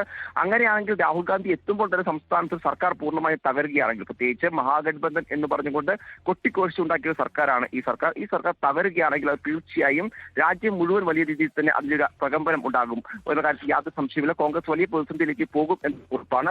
എന്താണെങ്കിലും നിലവിൽ അണിയറയിൽ വലിയ നീക്കങ്ങൾ തന്നെയാണ് നടക്കുന്നത്. ആ നീക്കങ്ങൾ കോൺഗ്രസിനും ഇന്ത്യ മുന്നണിക്കും ഒട്ടും ശുഭകരമല്ല എന്ന റിപ്പോർട്ടുകൾ തന്നെയാണ് ഈ രാത്രിയിൽ നമുക്ക് നൽകുവാനുള്ളത്. അടിക്കടി മീറ്റിംഗുകൾ ചേരുന്നുണ്ടെങ്കിൽ പോലും കാര്യങ്ങൾ ഇപ്പോൾ തന്നെ BJP-യുടെ ഭാഗത്തേക്ക് എത്തിയിരിക്കുന്നു എന്ന റിപ്പോർട്ടുകളും വരുന്നുണ്ട്. എന്താണെങ്കിലും നിതീഷ് കുമാർ ഇപ്പോൾ ഇന്ത്യ സഖ്യത്തിൽ തന്നെയാണ് ഉള്ളത്. പക്ഷേ നാളെ അത് ഉണ്ടാകുമോ എന്ന് ഉറപ്പ് ഈ ഘട്ടത്തിൽ പറയാൻ കഴിയാത്ത രീതിയിലാണ് യോഗങ്ങൾ എന്തൊക്കെ ചേർന്നാലും നിതീഷ് ഏതായാലും ഇപ്പോൾ ഇന്ത്യ മുന്നണിയിൽ നിന്ന് വിട്ടുപോയി എന്നുള്ള കാര്യം RJD തന്നെ ഇപ്പോൾ അത് അംഗീകരിക്കുന്നു എന്ന യാഥാർത്ഥ്യത്തിലേക്ക് എത്തിയിരിക്കുകയാണ്. നമുക്ക് അവസാനിപ്പിക്കുന്നതിന് മുമ്പ് ലാൽകുമാർ, ഇപ്പോൾ എന്താണ് അവസാനത്തെ പ്രതീക്ഷ? എന്തായാലും 28-ാം തീയതി സത്യപ്രതിജ്ഞയാണ്. JDU BJP മുന്നണി മുഖ്യമന്ത്രിയായി നിതീഷ് കുമാർ സ്ഥാനമേൽക്കുന്നു എന്നുള്ള വാർത്തയാണ് ഇപ്പോൾ ലഭ്യമാകുന്നത്. I wish him all the best. അദ്ദേഹത്തിന് നല്ലത് വരട്ടെ എന്ന് മാത്രമേ ഞാൻ പറയുന്നുള്ളൂ. കാരണം നല്ലത് വരാനുള്ള സാധ്യതയില്ല എങ്കിലും നല്ലത് വരട്ടെ എന്നല്ലേ നമുക്ക് ഒരാളുടെ രാഷ്ട്രീയ നീക്കത്തിൽ നമുക്ക് പറയാൻ കഴിയൂ. അദ്ദേഹം കുറേ നാളുകളായി കളിച്ചുകൊണ്ടിരിക്കുന്ന കളി ഇതാണെന്ന് നമ്മൾ നേരത്തെ തന്നെ പറഞ്ഞു. അതുകൊണ്ട് നോക്കൂ, ഞാൻ ഒരു ഉദാഹരണം പറയാം. നമ്മൾ ജനങ്ങളെ അണ്ടർ എസ്റ്റിമേറ്റ് ചെയ്യാൻ പാടില്ല. ജനങ്ങൾ മനസ്സിൽ സൂക്ഷിക്കുന്ന വാല്യൂസിനെ അണ്ടർ എസ്റ്റിമേറ്റ് ചെയ്യാൻ പാടില്ല. ഈ മനുഷ്യനെ അങ്ങോട്ടും ഇങ്ങോട്ടും കളിച്ചുകൊണ്ട് നിൽക്കുകയാണെങ്കിൽ ഒരു പോയിന്റിൽ അവർ റിയാക്ട് ചെയ്യത്തില്ല എന്നുള്ളൊരു അനാലിസിസ് അല്ലെങ്കിൽ അങ്ങനെ ഒരു ഒബ്സർവേഷൻ നമുക്കുണ്ടെങ്കിൽ വി ആർ റോങ്.